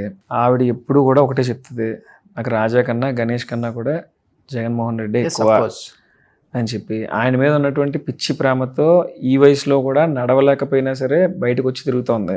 అంత కసి ఆవిడకి రావడానికి గల కారణం ఏంటి అంటే బయట జరుగుతున్నటువంటి పరిస్థితులు. రోజుకొకరి మీద దాడి, రోజుకొకరి మీద కేసులు. ఎన్ని రోజులను పడతాం? ఎక్కడో చోట ఫుల్ స్టాప్ ఉండాలి కదా. ఈరోజు నేను ప్రిపేర్ అయిపోయి ఉన్నాను, ఏదో రోజు ఖచ్చితంగా మన మీద కూడా కేసు కడతారు, ఏదో ఒకటి తప్పుడు కేసు బనాయిస్తారో లేకపోతే దాడులు చేస్తారో, దేనికైనా సిద్ధం. నేననే కాదు, యావత్ వైసీపీ కార్యకర్త నాయకుడనే ప్రతి ఒక్కడు కూడా ప్రిపేర్ అయిపోయి ఉన్నారు. ఇందాక మీరు అన్నట్టుగా కొడాలి నానన్న మాట్లాడినా, వంశన్న మాట్లాడినా ఒక మాట చెప్తున్నానా, కొడాలి నాని అన్నోడికి రాజకీయం ఏం తెలియకుండానే 4 సార్లు ఎమ్మెల్యే అయిపోయాడు ఏంటన్నా అక్కడ. పార్టీ నాకు తెలిసి బహుశా నానన్న మొన్నే అధికారం అనుభవించుంటాడు, దానికన్నా ముందంతా కూడా ప్రతిపక్షంలోనే కదా పనిచేశాడు. ఉన్నారు, మీరు అన్నారు కదా ఒక మాట, ప్రతిపక్షంలో కూడా గెలుస్తున్నాడు అంటే అతని పనితీరుని ప్రజలు నచ్చితేనే కదా ఓటేస్తారు. ఈసారి పనితీరు చూడలేదు, మాట తీరు చూశారు జనం. మాట తీరు చూసారు అంతేనా. సో మీరు నోరు జాగ్రత్తగా పెట్టుకోకపోతే మీకు కూడా ఇదే జరుగుతుంది రేపు ఖచ్చితంగా అనేది. వాళ్ళకైనా మాకైనా ఎవ్వరూ అతిథులు కదన్నా, అందరూ సమానమే. ఒకటైతే ఖచ్చితంగా చెప్తున్నా, 2019 ఎన్నికలకి మాత్రం వైఎస్ జగన్మోహన్ రెడ్డి గారి మెంటాలిటీ ఎలా ఉందంటే, నేను సీఎం అయ్యి ప్రజలకు చూపించాలి, ఓకే ఈ ప్రతిపక్షాలకు చూపించాలి అన్న ఒకే ఒక్క ఎజెండాతో పనిచేశాడు. ఆ రోజు అతను ముఖ్యమంత్రి కావడం కోసం మాత్రమే అతను కష్టపడ్డాడు. ఓకే. కానీ ఇప్పుడు రోజున ఏంటంటే, అతను నమ్ముకున్న వాళ్ళు ఎవరైతే ఉన్నారో వాళ్ళకి జరిగినటువంటి అవమానానికి సమాధానం చెప్పాలి అని అంటే మళ్ళీ ముఖ్యమంత్రి అవ్వాలి అని పెట్టుకున్నాడు. ఈసారి మాత్రం కేవలం తనకు నమ్ముకున్నటువంటి కార్యకర్తల కోసం, తన మనుషుల కోసం మాత్రం ముఖ్యమంత్రి అవ్వాలని చెప్పి ఎదురు చూస్తున్నాడు. ఓకే, చాలా గట్టిగా ఉంటుందన్న, ఖచ్చితంగా కష్టపడతాడు. సో మొన్నటిదే కష్టం అంటే ఈసారి రెట్టించిన కష్టంతో కష్టపడతారు. మళ్ళీ పాదయాత్ర స్టార్ట్ చేస్తారా? అది ఏ రూపంలో అదే, అయినా ప్రతి- ఉంటుందన్నా. ఇంకా రూపకల్పన జరుగుతుంది. ఆయన అనౌన్స్ చేశారు కదా ఆల్రెడీ పాదయాత్ర చేస్తామని చెప్పి. ఇప్పుడు ఏదైతే మా మీద జరుగుతున్నటువంటి ఉన్నాయో ఈ లిక్కర్ కానివ్వండి, ఇంకోటి కానివ్వండి, 1,00,000 కోట్లని కానీ ఇవన్నీ కూడా గతం నుంచి జగన్మోహన్ రెడ్డి గారి మీద జరుగుతున్నటువంటి ప్రచారాలే కదా. ఇదేం కొత్తగా వచ్చినాయి కాదు కదా. 2019 ముందు కూడా 1,00,000 కోట్లు అవే చెప్పేవారు జగన్ గారి కోసం. ఇప్పుడు కొత్త ఏమన్నా చెప్తున్నారేంటి?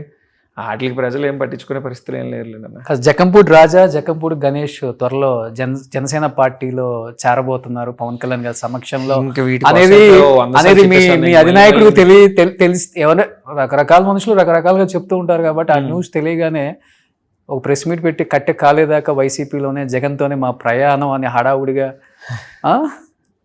చెప్పాల్సి వచ్చింది కదా మీరు కూడా. చెప్పాల్సి వచ్చిందంటే వచ్చిందన్న మరి ఏం చేస్తాం? అంటే ఇప్పుడు ఎంత ఇష్టం ఉన్నా సరే కుటుంబ సభ్యుల మీద అయినా సరే ఒక్కొక్కసారి మనం చెప్తేనే కదా తెలుస్తుంది. ఆ రోజు ఆ సందర్భం ఎందుకు వచ్చిందంటే పంత నానాజీ గారు అని చెప్పి కాకినాడ రూరల్ ఎమ్మెల్యే ఇప్పుడు ఆయన. అవును, యాక్చువల్గా వ్యక్తిగతంగా ఆయనకి మాకు చాలా మంచి అనుబంధం ఉంది. నా చిన్నప్పుడు ఎప్పుడు విజేంద్ర వర్మ అని ఆయన సినిమా తీస్తే బాలకృష్ణ గారిది సినిమా షూటింగ్ టైంలో కూడా మమ్మల్ని తీసుకెళ్ళాడు ఆయన. అంత క్లోజ్గా ఉండేవాళ్ళం ఫ్యామిలీ పరంగా. ఓకే. ఆయన మొన్న మా మీద లేనిపోని ఏంటంటే అన్నయ్యని ఏదో పార్టీలోకి వస్తానని నన్ను బతిమాలాడు ఇది అని చెప్పాడు. ఓకే. ఆ మాటకి చెప్పి మేము ఏ పార్టీలోకి వస్తామని ఇక్కడ ఎవరిని బతిమాలలేదని చెప్పడం కోసం చెప్పాను అంతే. సో పార్టీ మారే అవకాశమే లేదు అసలు ఇప్పుడు అవసరం అయితే రాజకీయాలు వదిలేస్తాం తప్ప ఒక జెండాని పట్టుకున్నాం అంటే ఆ జెండాని వదలటం అనేది ఇప్పుడు చేయమన్నాను. ఓకే. అమ్మ నేర్పించిన స్ఫూర్తి లేకపోతే అమ్మ నేర్పించిన స్ఫూర్తి లేకపోతే చిన్నప్పటి నుంచి కష్టాలు? చిన్నప్పుడు ఎప్పుడు కష్టపడలేదన్న. చిన్నప్పుడు అంతా మనం చాలా హ్యాపీగానే బతికాం. నాన్నగారు చనిపోయిన తర్వాత కష్టాలు మొదలైనవి అంతే. ఓకే. చిన్నప్పుడు అంతా వెరీ హ్యాపీ లైఫ్. హైదరాబాద్లోనే చదువుకునే వాళ్ళం విజ్ఞాన్లో. ఇక్కడ బ్యాచ్ మీరు ఇక్కడ వెయిట్ చేస్తుంటారంట పెద్ద పెద్ద కన్స్ట్రక్షన్ బిల్డర్స్, రియల్ ఎస్టేట్ వాళ్ళు, పెద్ద పెద్ద business man waiting for your appointment, Ganesh appointment కోసం. ఏంటి అంతలా? అదేం లేదన్న, మనకి ఎవరైనా ఇష్టం అయితే వాళ్ళతో ఉంటాం అంతే, వాళ్ళతో టైం స్పెండ్ చేస్తాం అంతే. చాలా చిన్న జీవితం లాగానే ఉంటుంది మాక్సిమం. ఫ్రెండ్షిప్ ప్రాణం ఇస్తారనమాట. అయితే స్నేహితులతో చాలా హ్యాపీగా ఉంటాను. ఈరోజు మామూలుగా నా తండ్రి చనిపోయిన తర్వాత కూడా నాన్నగారితో తిరిగినటువంటి చాలామంది వ్యక్తులు మాతో కలిసి రాలేదన్న. ఆ రోజు నుంచి ఈ రోజు వరకు కూడా నాతో చదువుకున్న వాళ్ళు కానివ్వండి, నాతో ఆడుకున్న వాళ్ళు కానివ్వండి, నా స్నేహితులే అన్ని రకాలుగా నాతో నిలబడ్డారు. వాళ్ళు ఈరోజు వైసీపీ కార్యకర్తలు కూడా మార్చేశాను నేను. ఓ, అటు మార్చేశారు అనమాట. అంతేనా? ఓకే. కానీ ఇంత పెద్ద కుటుంబం ఇప్పటికీ ఇంటి పేరు చెప్తేనే ఒళ్ళు గగుర్లు పడతాయి అనమాట. అలాంటి గొప్ప కుటుంబం మీది చెప్పాలంటే. అలాంటిది గణేష్ మీద గాంజాయి బ్యాచ్, బ్లేడ్ బ్యాచ్, రకరకాలుగా రౌడీ షీటరు, భయపెడతాడు, మనుషుల్ని చంపేస్తానని భయపెడతాడు, డబ్బు కోసం ఏదైనా చేస్తాడు. రాజకీయాలలో ఇలాంటి వ్యక్తి ఉండటం అవసరమా? ఎందుకు ఇలాంటి వ్యక్తిని ఎంకరేజ్ చేస్తారని మీ మీద రకరకాల న్యూస్లు వచ్చినప్పుడు ఎంత మొండోడైనా కానీ బాధేస్తుంది, ఏడుపు వస్తుంది. కుటుంబ చరిత్ర ఇది కదా, నా గురించి ఇలా మాట్లాడుతున్నారు ఏంటి అన్నప్పుడు ఎదురు దాడి ఓకే, ఇంట్లో అసలు ఎలాంటి డిస్కషన్ వస్తుంది? ఇప్పుడు నిద్రపోయేవాడిని లేపగలం కానీ నిద్రపోతున్న ట్యాక్ చేసేవాడిని ఏం లేపగలం? ఇప్పటికో 100 సార్లు చెప్పాను మనం అది కాదు అని. వాళ్ళు చెయ్యని తప్పుకి మేము కాదు అని చెప్పుకునే పరిస్థితి ఏంటో కూడా నాకు అర్థం కాలే. అది ఏంటంటే దురదృష్టవశాత్తు గణేష్ అనేవాడి కోసం తెలుగుదేశం పార్టీ మాట్లాడేది ఎన్ని రకాలుగా ఖండించచ్చు అన్న. గణేష్ అనేవాడు ఉన్నటువంటి వైసీపీ పార్టీ వాళ్ళు అలా ప్రమోట్ చేశారనుకోండి, ఎంతో కొంత నిజం ఉందేమో అని సామాన్యుడికి అనిపిస్తుంది. అవును. అలాగే నా గురించి మా పార్టీ వాళ్ళే కొంచెం ప్రమోట్ చేసేటప్పటికి కొంచెం అది బాగా హైలైట్ అయిపోయింది అంతే. అంటే ఒకటి వాస్తవం ఏంటంటే అన్న, ఎందుకు అంత వైరం మీకు? మీరేమో ఎమ్మెల్యే కాదు, ఎంపీ కాదు, ఇంకా ప్రత్యక్ష రాజకీయాల్లోకి రాలేదు అంటే భయంతోనా, లేకపోతే రాకూడదు, రానివ్వకూడదు? నా శత్రువుల్ని లేదంటే నా మీద అలా ప్రమోట్ చేసిన వాళ్ళని అడగాలి. నన్ను అడిగితే మీరు అడుగుతారు కదా, ఇప్పుడు ఆ చదువు ఉంటుంది కదా డెఫినెట్ గా. జకంపూడి రామ్మోహన్ రావు గారు ఎమ్మెల్యే అవ్వక ముందు వరకు కూడా ఇవే మాటలు. ఆయన్ని కూడా ఇలాగే దూషించేవారు, వేధించేవారు. ఆయన చెయ్యని ఒక మర్డర్ కేసులో ఇరికించారు ఆయన్ని. పేపర్ మిల్ దగ్గర ఒక మర్డర్ కేసు జరిగితే ఇరికించి ఇతను హంతకుడు అని చెప్పి రుజువు చేసే ప్రయత్నాలు అన్నీ చేశారు. అవన్నీ కూడా భవిష్యత్తు తిప్పికొట్టింది, కాలం తిప్పికొట్టింది. ఆయన ఎమ్మెల్యే చేసింది. వంగవీటి మోహన్ రంగా గారిని కూడా రకరకాలుగా అదే కదా దూషించేవారు అందరూ వారి కుటుంబాన్ని. కట్ చేస్తే ఈ రోజున ఆంధ్ర రాష్ట్రంలోనే ఒక చెరగని ముద్ర వేసుకొని చనిపోయినటువంటి నాయకుడు ఆయన. మనకే కాలం కలిసి వస్తుంది, ఖచ్చితంగా వాళ్ళందరికీ సమాధానం ఉంటుంది అన్నయ్య. ఏమని పిలుస్తారు మార్గాన్ భరత్ని? మీరు అన్న అంటారా లేకపోతే పేరుతో భరత్ అంటారా? ఎట్లా మీ ఇద్దరి మధ్య ఎలా ఉంటారు? పడితే అన్నానే అంటాను. అన్ననే అంటారు. సో ఇప్పటికి మాట్లాడుకుంటూ ఉంటారు ఫోన్లో కానీ? మాట్లాడుకున్నా, తన పని దాన్ని చూసుకుంటారు, మన పని. ఇప్పుడు మీ అన్న కూడా అడగలేదా, ఎందుకు మా తమ్ముడి మీద అనవసరంగా లేనిపోయిన ఆరోపణలు చేస్తున్నావు, ఒకే పార్టీ అంటే మన తమ్ముళ్ళలాగా? ఏంటంటే భరత్ అనేవాడి కోసం ప్రతి ఇంటర్వ్యూలో మాట్లాడటం కూడా సంస్కారం కాదనిపిస్తుంది నాకు కూడా.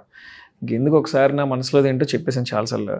ఇంక ఊరికే అతను మాట్లాడితే కూడా మంచిది కాదు. కాకపోతే ఒకటి ఇంకెలాగో మీరు స్టార్ట్ చేశారు కాబట్టి చిన్న మాట చెప్పండి. ఏం కాదు, చెప్పొచ్చు. ఏంటంటే ఈ భరత్ అనేటటువంటి వ్యక్తి నేను ఎప్పుడైనా కనబడితే అన్న అని గౌరవంగా మాట్లాడతాను. అతను కూడా వాస్తవంగా కనిపించినప్పుడు గౌరవంగానే మాట్లాడతాడు.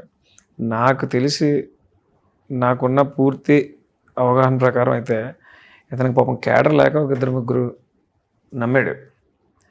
వాళ్ళే అతను అలా రాంగ్ ట్రాక్లోకి నడిపిస్తున్నారేమో అని నాకు అనిపిస్తుంటుంది. ఓకే, అంతే. అతను యంగ్స్టరే కదా, అతనికి కూడా ఏదో నా పేరు చిరస్థాయిగా ఉండిపోవాలని చెప్పి ఒక పాకులాడతాడు కదా అతను కూడా. ఫస్ట్లో అసలు మాకు ఏం గొడవలే లేవు కదన్న. 2019 ఎలక్షన్ అందరం కలిసి చేసుకున్నాం. అంటే ఎంపీ సీట్కి కూడా మీరే ట్రై చేశారు అనే మాట వినపడింది నాకు. 2019లోనా? అదే, అవునన్నా. ఆద్యం పోసింది నేను. వాళ్ళకి మనకి ఉన్న ఒక కామన్ ఫ్రెండ్ ద్వారా వచ్చింది, దాన్ని మనం ప్రమోట్ చేసాం. తర్వాత వైసీపీ పార్టీ కూడా సర్వేలు చేసుకుని వాళ్ళకి ఇస్తే బాగుంటుందని వాళ్ళకు కూడా వచ్చింది. ఆ రోజు ఉన్నటువంటి సందర్భాల్లో ఒక బీసీకి ఇవ్వాలన్నది జగన్ గారి ఆలోచన. ఆర్థికంగా బలవంతులు గౌడ సెట్టిపల్లి సామాజిక వర్గం కూడా బాగా స్ట్రాంగ్, వారి నుంచి ఇస్తే బాగుంటుంది కాబట్టి వాళ్ళకి ఇచ్చారు. ఓకే, కోపం ఎక్కువ, ఆవేశం ఎక్కువ కదా ఆ టైంలో అన్నదానికి. రియలైజేషన్ కూడా ఉంటుంది కాబట్టి డెఫినెట్గా అలా ఫీల్ అయిన సందర్భాలు పొలిటికల్ లైఫ్లో, పొలిటికల్ ఫ్యామిలీస్ మధ్య వచ్చిన వైరంలో కొంచెం ఆగుంటే, ఆవేశపడకుండా మాట్లాడుంటే బాగుండు, ఈ situation very bad in my life, బయట కూడా అనుకుంటున్నారు దీని గురించి అని మీ చెవిని పడి మీరు చాలా ఉంటాయన్నా డెఫినెట్గా. ఎనీ వన్ ఇన్సిడెంట్ ఇది జరిగి ఉండకూడదు కదా అనుకున్న సిచ్యువేషన్ అంటే ఏమని చెప్తారు? అంటే నేను మాట్లాడింది అంటున్నారు జరిగి ఉండకూడదు కదా అనుకున్నదైతే ఒక లైఫ్లో మర్చిపోలేని సంఘటన ఒకటి ఉంది. చెప్పిన తర్వాత కూడా మళ్ళీ నాకు మా పార్టీ వాళ్ళే స్టార్ట్ చేస్తారు బూస్టింగ్. మరి అయినా తప్పదంటే చెప్పేస్తాను. చెప్పండి, ఏం కదా. గణేష్ అంటేనే ఇప్పుడంటే అన్న బాగా బాధ అనిపించింది. రాజశేఖర రెడ్డి గారి పాదయాత్ర యావత్ ఆంధ్ర రాష్ట్రంలో, అప్పుడున్నటువంటి ఉమ్మడి ఆంధ్ర రాష్ట్రంలో ఒక ఎత్తు అయితే, మా రాజమండ్రిలో జక్కంపూడి రామ్మోహన్ రావు గారు, ఉండవల్లి అరుణ్ కుమార్ గారి ఆధ్వర్యంలో జరిగింది ఒక ఎత్తు. ఓకే, ఆ రోజు రాజశేఖర రెడ్డి గారిని వీళ్ళు రిసీవ్ చేసుకున్నటువంటి విధానం కానీ, జన సమీకరణ కానీ, వీరు చూపించినటువంటి డేరింగ్, ఇవన్నీ కూడా రాజశేఖర రెడ్డి గారికి ఎంతో ఉపయోగపడాయి. రాజశేఖర రెడ్డి గారి టీంలో ఎవరినైనా చెప్తారు అన్నమాట. అందుకే రాజశేఖర రెడ్డి గారికి కూడా నాన్నగారన్నా అరుణ్ కుమార్ గారన్నా విపరీతమైన ఇష్టం.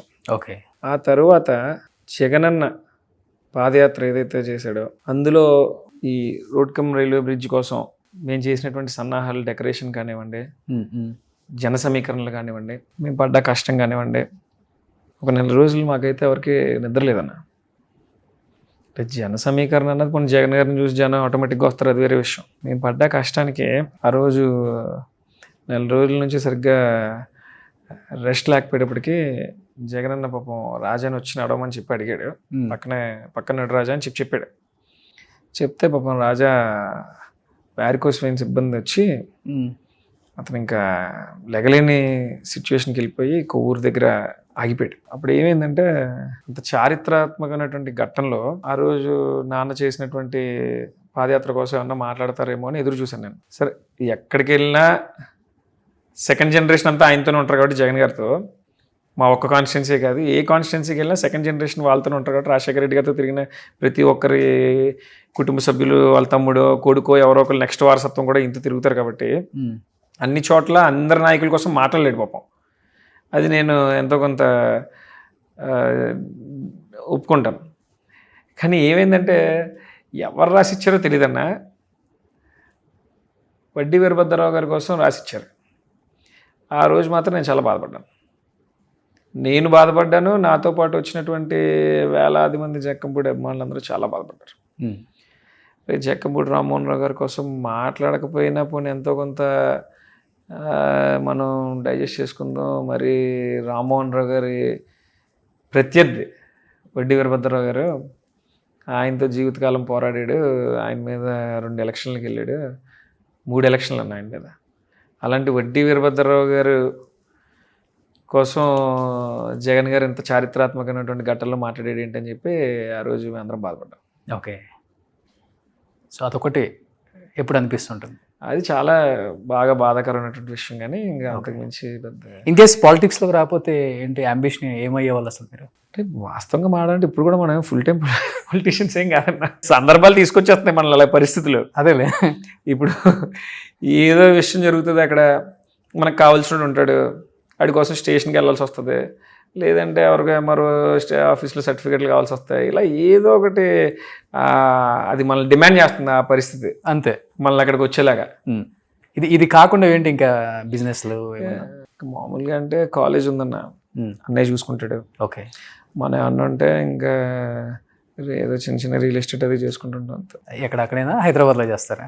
ఇప్పుడు వ్యాపారం ఎక్కడ బాగుంటే అక్కడ చేస్తా అన్నాను, మరి అంత గుచ్చుకుచ్చాడు దేని హైదరాబాద్లో కావాలంటే హైదరాబాద్లో ఎక్కడ బాగుందంటే అండమాన్ చేయలేం కదా. అండమాన్లో బాగుంటే అక్కడికి వెళ్ళి చేస్తే తప్పే ఉందన్న. అండమాన్లో వ్యాపారం కలిసి వస్తుందంటే అండమాన్ వెళ్ళడానికి ఇబ్బంది ఏంటి? మొన్నే మా కజిన్స్ అందరూ కంబోడియా వెళ్ళారు, బాగుందంటే అక్కడ వెళ్తారు. ఇంకా వ్యాపారం ఏదైనా మా వాళ్ళు కొంతమంది కెన్యా వెళ్ళి అగ్రికల్చర్ చేస్తున్నారు, ఏముంటుంది ఇంకా. ఓకే, సహజం కదన్నా, వ్యాపారం వేరు రాజకీయం వేరు. ఒకప్పుడు రాజకీయంలో జరిగేది, ఇప్పుడు వ్యాపారస్తులు ఎవరైతే ఉన్నారో వాళ్ళు రాజకీయంలోకి వచ్చి రాజకీయ ముఖ చిత్రాన్ని మార్చేస్తున్నారు వీళ్ళు. అది సినిమాలో 20 కోట్లు ఖర్చు పెడతారంటే నేను 50 కోట్లు ఖర్చు పెడతాను, నాకు సీట్ ఎందుకు ఎవరైనా అడుగుతున్నారు. ఈసారి 100కి వెళ్ళిపోయిద్దాం ఎమ్మెల్యే కంటెస్ట్ చేయాలంటే ఏపీలో. మొన్నే వెళ్ళిపోయింది అనుకోండి, అది వేరే విషయం. చాలా అదైతే మారాలన్న. మొన్న ఎంత అయింది రాజా గారికి? మొన్న ఎంత అయింది అన్నా? ఏంటన్నా ఇది నువ్వు అన్న, మాకు వచ్చేటప్పటికి ఎలా ఉంటుందంటే అన్న, మాకు ఆ ఎలక్షన్ ఒక్కటే మైండ్లో ఉంటుందన్న. ఇంకా రేపు ఏంటి అన్నది ఆలోచించండి రాజా కానీ నేను కానీ. ఓకే, మాకు రేపు ఏంటి అన్నది ఆలోచించాం. ఇంకా ఆ క్షణం ఖచ్చితంగా ఓటు పడాలి అంటే ఏదైనా మనకి దానికి సంబంధించి ఆర్థికంగా ఏమన్నా ఖర్చు పెట్టాల్సి వస్తే చేయాలి అంతే. ఇంకా అక్కడ మా కార్యకర్త అన్నవాడు ప్రత్యర్థి ముందు డబ్బు కోసం తలదించుకోకూడదు. అదే అఫ్ కోర్స్ అదే పెట్టుకుంటాం. మీకు వెనక కావాల్సినంత ఉంది కాబట్టి రేపేంటి అని అనిపించదు. కానీ చెప్పారు ఇప్పుడు బత్తులు బలరామకృష్ణ గారు ఏంటని ఆలోచించమని, బత్తులు బలరామకృష్ణ గారు నిన్న ఒక స్టేట్మెంట్ చూశారు కదా, అసలుకి మొత్తం అప్పులు అయిపోయినాయి, బ్యాంకులో కూడా 18-19 కోట్లు అప్పులు అయిపోయినాయి నాకు అని క్లియర్. పాపం ఆయన చాలా బాధపడుతూ ఏదో ఒక స్టేట్మెంట్ కూడా ఇచ్చారు కదా. వాస్తవంగా ఒక మాట చెప్తానన్నా, బత్తులు బలరామకృష్ణని కాదు, నువ్వు ఓపెన్గా మాడుకుంటే ఏ ఎమ్మెల్యే పరిస్థితి అయినా అంతేనా. ఓకే, ఏ ఎమ్మెల్యే అయినా ఈ వ్యవస్థ మారకపోతే అక్కడ ప్రజల మీద దృష్టి పెట్టడం, లేదంటే జరగవలసినటువంటి అభివృద్ధి మీద దృష్టి పెట్టడం ఖచ్చితంగా సన్నగిలుతుంది. ఎలక్షన్కి ఇంత తీసి ఆస్తులు అమ్మి తీసుకొచ్చి రాజకీయం చేస్తూ ఉన్నారని అంటే వాళ్ళ కుటుంబాలకి ఏం చెప్పుకుంటారు, రేపు వాళ్ళ పిల్లం బిడ్డలకి ఏం పెడతారు. బలరామకృష్ణ అనేవాడు మామూలుగా ఆయనకి సూటబుల్ పార్టీ అది జనసేన. ఎందుకని? యాక్టింగ్లో కళ్యాణ్ గారు సరిపోరు, అంత అత్యద్భుతంగా యాక్ట్ చేస్తాడు. ఆ యాక్టింగ్ ముందు ఇంకెవరు సరిపోలేదు అన్న. మీ స్కూల్ నుంచి వచ్చినవాడే కదా, అందుకే అంత పక్కగా చెప్తున్నాను యాక్టింగ్ బాగా వచ్చినాయి. మరి అప్పుడు మీకు కూడా వచ్చినట్టేనా? అలా కదన్నా, మన దగ్గర సెట్ అవ్వలేదు అని అంటే దాని అర్థం ఏంటి? యాక్టింగ్ మనం కాదు, మేము రియల్గా ఉంటాం కాబట్టి మేము సెట్ అవ్వట్లేదు. వేరే చోట సెట్ అవుతున్నాడు అని అంటే అక్కడ యాక్టర్స్ బాగున్నారని చెప్పి అక్కడ అర్థం చేసుకోవచ్చు అనమాట. ఒక్క విషయం, ఇంకో జన్మ ఎత్తినా సరే జక్కంపూడి రాజా అన్నవాడికి బత్తుల బలరామకృష్ణ అన్నవాడికి పొంతన ఉండదు. గెలుపు ఓటములు అనేవి సర్వసహజం. అఫ్కోర్స్ అది మహానుభావుడు డాక్టర్ బిఆర్ అంబేద్కర్ గారు లాంటి ఆయనే ఓటమి చెవి చూశాడు. చరిత్రలు ఎన్ని తరాలు మారినా, ఎన్ని యుగాలు మారినా ఖచ్చితంగా మాడుకునేటువంటి వ్యక్తి డాక్టర్ బిఆర్ అంబేద్కర్ గారు. ఎంతమందికైనా స్ఫూర్తిదాయకం, సమాజం ఎలా నడాలో కూడా చూపించినటువంటి దిక్సూచి ఆయన. అలాంటి ఆయనకే ఓటమి తప్పలేదు. మేమెంతన్నా ఆయన కాలి గోటికి సరిపోయినటువంటి వ్యక్తులు. ఏం చదువుకున్నారు మీరు? నేను డిగ్రీ చేశాను. డిగ్రీ డిస్కంటిన్యూ ఫినిష్ చేశారు? డిస్కంటిన్యూ ఏం కాదులేండి, ఫినిష్ చేశాను. ఫినిష్ చేశారు. బీకామా? ఓకే. ఇప్పుడు మీరు కానీ మరి అంత దూరం వద్దులే. ఫిజిక్స్ కెమిస్ట్రీ లేకుంటే నా బలరామ కృష్ణ గారు మాట్లాడేటని కాదు, కానీ ఖచ్చితంగా ఏ ఎమ్మెల్యే పరిస్థితి అయినా అదే అన్న, అది వాస్తవం. అతను చెప్పే అంత పరిస్థితుల్లో ఉన్నారో లేదో నాకైతే తెలియదు, కానీ ఒక శాతం వరకు, కొంత శాతం వరకు ఖచ్చితంగా ఏ ఎమ్మెల్యే అయినా ఇబ్బందులు పడుతున్నాడు. అది గెలిచిన ఎమ్మెల్యేనే ఇబ్బంది పడుతున్నాడు, ఓడిపోయిన ఎమ్మెల్యేనే ఇబ్బంది పడుతున్నాడు. ఓడిపోయిన ఎమ్మెల్యే ఇంకా తప్పదనుకోండి. ఏంటంటే ఒకటే డిఫరెన్స్ అన్న, గెలిచినోడికి ఓడిపోయినోడికి. గెలిచినోడిని అప్లోడ్ అంటే డబ్బులు అడగడాడు. ఈ 5 ఏళ్ళు ఏదో పని చేయించుకుందాం కదా అని ఎదురు చూస్తుంటాడు. లక్క బాగున్నోడికి పని అవుతుంది, లక్క బాగున్నోడికి 5 ఏళ్ళు గడిచిపోద్ది. ఓడిపోయినోడికి ఏంటంటే నెక్స్ట్ డే పొద్దున్న నుంచి స్టార్ట్ అయిపోతాయి ఫోన్ కాల్స్. ఓకే. ఇంకా ఇంటి దగ్గర మనుషులు పెట్టడం, ఫోన్ కాల్స్, ఓకే, వాళ్ళు తరవడం. ఈరోజు వైసీపీలో ఓడిపోయిన ప్రతి ఎమ్మెల్యే పరిస్థితి అదే. ఇప్పుడు డీలిమిటేషన్, గెలిచిన ఎమ్మెల్యేల పరిస్థితి కూడా అదే. ఓకే. ఈసారి డీలిమిటేషన్ వస్తే మీరు కూడా దిగుతారు కాబట్టి మైండ్లో పెట్టుకున్నారా? 100, 200 ఉంటేనే ఈసారి దిగుదాం ఎలక్షన్స్లోకి, అదే కష్టం. అందుకనే రియల్ ఎస్టేట్ కొంచెం గట్టిగా చేస్తున్నారు ఇప్పుడు. నేను ఇందాక మీకు చెప్పినట్టు నా ధైర్యం అంతా నా స్నేహితులన్న. అంతే. సీట్ ఇచ్చిన దగ్గర నుంచి ఇంకా వాళ్ళే చూసుకుంటారు. పెద్ద పెద్దలు ఉన్నారు అయితే. అన్నా ఎవడో వచ్చి డబ్బున్నవాడు వచ్చి 10 కోట్లు ఖర్చు పెడితేనో 20 కోట్లు ఖర్చు పెడితేనో వీడికి ఇంకా బోల్డ్ ఉంది కదా అనుకుంటారు. అది పబ్లిక్లో స్పందన రాదన్న. నా కోసం కొంతమంది స్నేహితులు ఉన్నారు, రెంటెడ్ హౌస్లో ఉంటారు. పేర్లు చెప్పచ్చా? ఎదురుకున్నాడు కదా మా సతీష్ అన్న. ఓకే. మా కులం కాదు, రెంటెడ్ హౌస్లో ఉంటారు. ఓకే. వాళ్ళ ఆదాయాలు ఏమన్నా ఉంటే కనుక వాళ్ళ కుటుంబం నడిపించుకోవడానికి ఉంటాయి, సరిపోద్ది. కష్టం ఉండదు, నష్టం ఉండదు. అలాంటి వాళ్ళు వచ్చి నాకు సీట్ వచ్చిందంటే 1 లక్ష రూపాయలు తీసుకొచ్చి పెడతారు. ఓకే. అది ప్రజల్లో స్పందన వస్తుంది. ఎవడో డబ్బున్నోడు వచ్చి 100 కోట్లు ఖర్చు పెట్టిన స్పందన కదన్న. ఇలాంటి వాళ్ళు వచ్చి చెప్తే ప్రజల్లో ఖచ్చితంగా ఇతని మీద నిజమైన అభిమానులు ఉన్నారు అని అంటే ఇతని మనసు మంచిదని మన వెనకాల తిరుగుతారు. అంటే మిమ్మల్ని అన్నారన్న బాధతో రాజా గారు ఒక స్టేట్మెంట్ నేను ఎప్పుడు పాతప్పుడు చూశాను. గణేష్ ఒక సెంటర్కి వచ్చి నిలబడి ఒక ఫోన్ చేస్తే గంటలో 1000 మంది వస్తారు, ఒక 2 గంటలు టైం ఇస్తే 10,000 మంది వస్తారు, అది గణేష్ సత్తా, గణేష్ అది సంపాదించుకున్నాడు అని. అంటే ఏ సందర్భంలో అనాల్సి వచ్చింది? మాట నాకు గుర్తుంది కానీ ఏ సందర్భంలో నాకు సరిగ్గా గుర్తులేదు. ఒకటే నాన్న రామ్మోహన్ రావు గారి దగ్గర నుంచి కూడా జన సమీకరణ మాకు అలవాటే. ఏ సమయంలో అయినా సరే పిలిస్తే వచ్చేటటువంటి స్నేహితులు అయితే చాలా మంది ఉన్నారు, చాలా మంది ఉన్నారు. ఇంకా అంటే ఒకరి పేరు చెప్తే ఒకరి పేరు చెప్పకపోతే కూడా బాగోదు కనుక నేను ఎక్కువ ఎవరి పేర్లు చెప్పను. చెప్పుకోవచ్చా? ఇప్పుడు మోస్ట్ అంటే మాస్ ఫాలోయింగ్ ఉన్న వ్యక్తుల్లో 1 జగన్మోహన్ రెడ్డి, 2 బైరెడ్డి సిద్ధార్థ రెడ్డి, 3 జకంపూడి గణేష్ అని చెప్పుకోవచ్చు అన్నా. ఫస్ట్ థింగ్ జగన్మోహన్ రెడ్డి మా లీడర్, ఆయనతో ఈరోజు కంపేర్ చేసుకోకూడదు. ఓకే.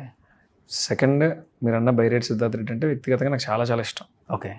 అతని మెంటాలిటీ వేరు, అతను గురించి ఇంకెలాగో మీరు అడిగారు కాబట్టి ఇంకా లేక చెప్తున్నాను. లాస్ట్ 5 సంవత్సరాలలో ఎదగనీ లేదు. సిద్ధార్థ రెడ్డి కోసం మీరు ఎందాంచి రియల్ ఎస్టేట్ అని చెప్తున్నారు కదా. మొన్న హైదరాబాద్లో ఒక చిన్న విషయంలో మేము కలవాల్సి వచ్చింది. కలవాల్సి వస్తే అవతల వాడు ఆ సైట్కి కొన్ని కోట్ల రూపాయలు ఇచ్చి అడ్వాన్స్ మార్కెటింగ్ చేసుకుంటామని వచ్చారు. సిద్ధార్థ రెడ్డి మీద నా మీద ఉన్నటువంటి ఇష్టంతో మా రాజమండ్రి ఆయన ఇక్కడ వెంచర్ వేశాడు. మా ఇద్దరి మీద ఉన్నటువంటి ఇష్టంతో మీరు ఎటువంటి అడ్వాన్స్ ఇవ్వకుండా చేసుకోండి అని చెప్పి మీ ఇద్దరిని నేను ఎంకరేజ్ చేస్తానని చెప్పి అన్నాడు. ఓకే. సిద్ధార్థ రెడ్డి నేను వెళ్ళి సైట్ చూసాం, మార్కెటింగ్ స్టార్ట్ చేద్దామన్నా అని అడిగాను. అడిగితే ఒక రోజంతా దాని మీద మనోడు వర్కౌట్ చేసి, అన్నా మనకి తెలిసి తెలియక ఏదైనా ఇబ్బంది పడ్డామనుకో మనల్ని నమ్మి ఇచ్చినోడు ఇబ్బంది పడిపోతాడు, మనల్ని అభిమానించి ఆయన మన వల్ల ఏదైనా జరగని నష్టం అయినా జరిగితే నేను తట్టుకోలేనన్నా వదిలేద్దామని అన్నాడు. ఓకే. అసలు నిజంగా ఆ ప్లేస్లో ఎవరైనా ఉంటే వెంటనే అవకాశాన్ని వాడుకుంటారు. తను అసలు స్వార్థం లేకుండా చెప్పాడు. అది సిద్ధార్థ రెడ్డి అంటే. తన హార్ట్ వేరన్నా. అదే మనిషే వేరే ఇంకా మాట దురుసు గానీ మనిషి చాలా స్వచ్ఛమైన చాలా వ్యక్తి మంచోడు ఇంకా అసలు స్నేహానికి ప్రాణం పెట్టేటువంటి మనిషి. మీ ఇద్దరం సరదా కూర్చున్నప్పుడు కూడా అన్ని ఓపెన్ గా సరదాగానే మాట్లాడుకుంటాం. నెక్స్ట్ ఇద్దరు అసెంబ్లీలో అడుగు పెట్టాలి. జకంపూడి గణేష్ అనే నేను, బైరెడ్డి సిద్ధార్థ్ రెడ్డి అనే నేను. డెఫినెట్ గా చెప్పాలేనంటేనా, నాకు నేను ఎవరైనా కావాల్సిన వాళ్ళ దగ్గర తగ్గించుకోవడం నేనేం మొహమాట పడినా సిగ్గుపడినా. సిద్ధార్థ్ రెడ్డి అన్నవాడు ఈరోజు 2 రాష్ట్రాల్లో చాలా క్రేజ్ ఉన్నవాడు. సిద్ధార్థ్ రెడ్డి ఒక రకంగా నాకు ఇన్స్పిరేషన్ తప్ప నేను సిద్ధార్థ్ రెడ్డితో కూడా కంపేర్ చేసుకున్నాను. సిద్ధార్థ్ రెడ్డి ఖచ్చితంగా నాకన్నా చాలా ఎక్కువ క్రేజ్ ఉన్నాడు, చాలా ఫాలోయింగ్ ఉన్నవాడు. నేను ఎప్పుడు రాజమండ్రి, రాజనగరం, రాజమండ్రి రూరల్ ఈ 3 నియోజకవర్గాల్లో నాతో ఉన్న స్నేహితులతోని, మా వైసీపీ పార్టీ వాళ్ళతోని సరదాగా గడిచిపోద్ది నాకు రోజులు. అంతే. నేను ఎక్కడో చుట్టాలు వాళ్ళు ఉన్నారన్నా సరే ఎక్కడికి వెళ్ళినా, ఇక్కడ నేను చదువుకున్న స్నేహితులు చాలామంది ఉన్నారు, వాళ్ళని కలవడం కోసం హైదరాబాద్ వస్తుంటాను అంతే. ఇంకా అసలు వేరేదంటూ ఎప్పుడు ఉండదు నాకు. పోనీ మీ పార్టీలో చాలా మంది ఒప్పుకోరు 2 రాష్ట్రాల్లో బాగా క్రేజ్ ఉంది సిద్ధార్థ్ రెడ్డికి అంటే, చాలా జెలస్ గా ఫీల్ అవుతుంటారు. ఒప్పుకోవడంలో తప్పే ఉందన్న. అదే మీరు ఏజ్ గ్రూప్ సేమ్ కాబట్టి ఈజీగా ఒప్పుకుంటారు కదా, యాక్సెప్ట్ చేస్తుంది. ఎందుకంటే ఆ క్రేజ్ నాకన్నా కూడా వయసులో సిద్ధార్థ్ చిన్నోడు అనుకుంటా, చాలా చిన్నారు. మరి ఎంతమంది ప్రభావితం చేశాడంటే అతనికి ఎన్నో ఆలోచనలు ఉంటే, బయట కూడా ఒక టాక్ ఉంటుంది కదా, మేబీ ఇంత టాలెంట్ ఉండబట్టే వైసీపీలో ఇతను తొక్కేశారు, లేకపోతే ఎక్కడో ఉండాల్సిన వ్యక్తి కదా ఆయన. ఒక శాప్ చైర్మన్ ఇచ్చి కూర్చోబెట్టారు. నందికొట్కూరు అది రిజర్వ్డ్. అతనికి అవకాశం వచ్చినప్పుడు ఖచ్చితంగా పోటీ చేస్తాడు, అతను గెలుస్తాడు, అందులో సందేహం ఏం లేదు. అతను అలా అనుకుంటే వైసీపీ పార్టీ అతి చిన్న వయసులో సిద్ధార్థ్ రెడ్డిని ఎక్కువ ఎంకరేజ్ చేసిందని అనుకోవచ్చు కదా.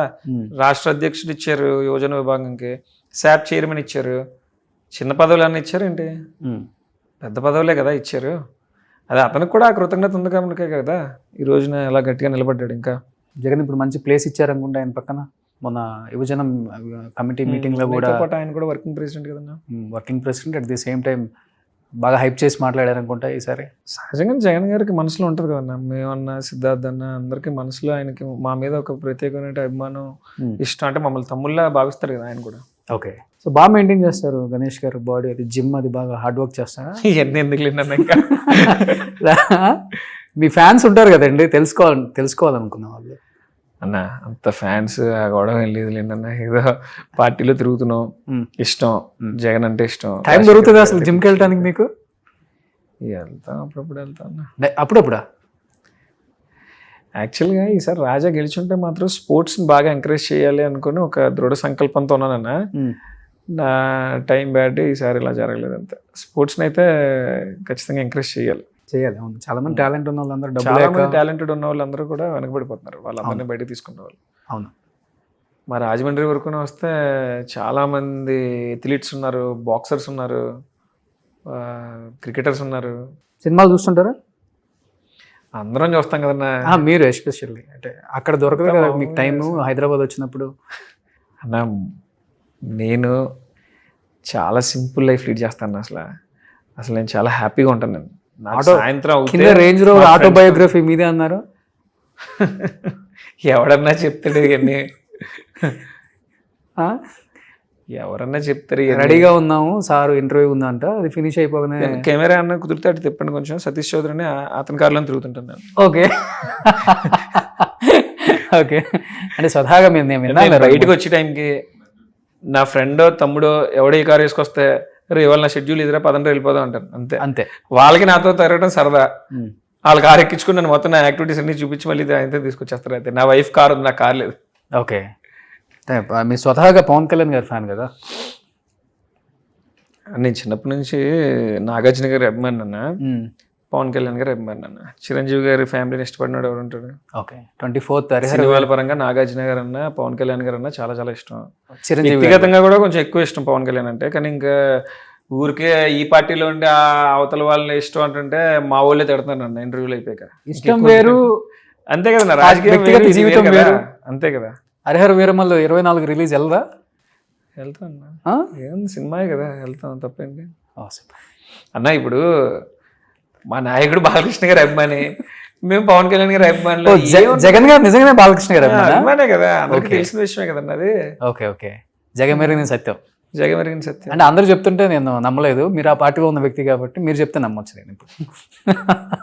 సో ఇప్పుడే చూశాను అన్నగారు ఆమరణ నిరాహార దీక్ష పేపర్, ఒక్కసారిగా సడన్ గా బ్రేకింగ్ న్యూస్ అది. పేపర్ మిల్ యాజమాన్యం కార్మికులకు సంబంధించి చేసినటువంటి అగ్రిమెంట్ పరంగా ముందుకు వెళ్ళట్లేదు, వాళ్ళ జీతాలు పెంచట్లేదు అని చెప్పి రాజా వాళ్ళ తరపున ఓకే ఇప్పుడు పోరాటం మొదలుపెట్టాడు, ఉద్యమం స్టార్ట్ చేశాడు. గతంలో కూడా పేపర్ మిల్ యూనియన్స్ అన్నీ కూడా నాన్నగారితో ఉండేవన్నా. తర్వాత మళ్ళీ అంత ఉద్యమాలు అంత పరిస్థితుల మధ్యలో రాలేదు. మళ్ళీ ఈ మధ్యన పేపర్ మిల్ యాజమాన్యంతో కార్మికులు ఇబ్బందులు పడుతున్నారని చెప్పి గమనించి రాజా ఇప్పుడు ఈ నిర్ణయం తీసుకోవడం జరిగింది. ఓకే. సో రాజా ఎలానో మిథున్ రెడ్డి గారు కూడా అలానే అంటే కొన్ని సందర్భాల్లో మీరు చెప్పారు కాబట్టి మిథున్ గారు అరెస్ట్ బాధ అనిపించిందా కొంచెం? అంటే అది నా ప్రిపేర్ అయిపోయాన్నా, బాధ అనేది ఖచ్చితంగా ఉంటుంది. బాధ ఉండకుండా ఎందుకు ఉంటుందన్నా? కానీ ఇప్పుడు ఇంత బాధపడితే దీనికి ఇంత పరిష్కారం అని ఏమి ఉండదు కదా. ఖచ్చితంగా మనం బాధపడేది ఎంత ఉంటుందో దాన్ని తిప్పి కొట్టాలి అంటే మన ప్రయత్నాలు కూడా మొదలు పెట్టాలి, దానికి తగ్గట్టుగా అడుగులు వేయాలి. ఇతనన్న వ్యక్తిగతంగా అతని మనస్తత్వం ఎలాంటిదనంటే, మన కారు డ్రైవర్ వచ్చినా సరే కూర్చున్నోడు నుంచుని మాట్లాడతాడు. ఆయన భోజనం చేస్తుంటే డైనింగ్ టేబుల్ దగ్గర ఎంత చిన్నోడైనా ఎలాంటి వాడు వచ్చినా సరే ఫస్ట్ అతనికి కూడా భోజనం పెట్టి అతనితో పాటు భోజనం చేస్తాం అంత మాట్లాడతాడు. ఓకే. అది మిథున్ రెడ్డి అంటే. నాకు అందుకే ఆయన అంటే కొంచెం బాగా ఇష్టం. ఇంకా ఆయన ప్రిపేర్ అయిపోయాడు ఎలక్షన్ ముందే. లోకేష్ గారు రోజు చెప్తున్నాడు కదా ఎలాగో రెడ్ బుక్లో ఉన్నాను ఎవరిని వదలనని. ఇంకా ప్రిపేర్ అయిపోయిన వాడిని ఏం చేస్తారన్న? భయపడుతున్న వాడిని ఏదైనా చేయాలి తప్ప మమ్మల్ని చేసుకుంటారా బాబు అని వదిలేసిన వాడిని ఏం చేస్తారు? అన్నిటికీ ప్రిపేర్ అయ్యి ఉన్నారు అయితే? 100% ప్రిపేర్ అయిపోయాం. ఓకే. బాధపడతాం ఖచ్చితంగా, బాధపడినా పోరాటం ఆపలేం, పోరాడతాం. Super. So thank you so much Ganesh గారు. ఇంటర్వ్యూలు చాలా తక్కువగా ఇస్తారు, ఏది ఉన్నా కానీ చేతల రూపంలో చేసి చూపిద్దాం అనే టైప్ కాబట్టి డెఫినెట్గా పట్టి ఈసారి మీలో ఉన్న మనోభావాలు దెబ్బతీయకుండా ఎక్కడా కూడా. సో వ్యక్తిగత జీవితం కన్నా కూడా ఇప్పుడు అందరూ చూస్తుంది కూడా ఆంధ్రప్రదేశ్ రాజకీయం. నాకు తెలిసినంత వరకు సౌత్ నార్త్ అందరూ కూడా ఆంధ్ర వైపు అలా చూశారనమాట మొన్న ఎలక్షన్స్ అప్పుడు కూడా.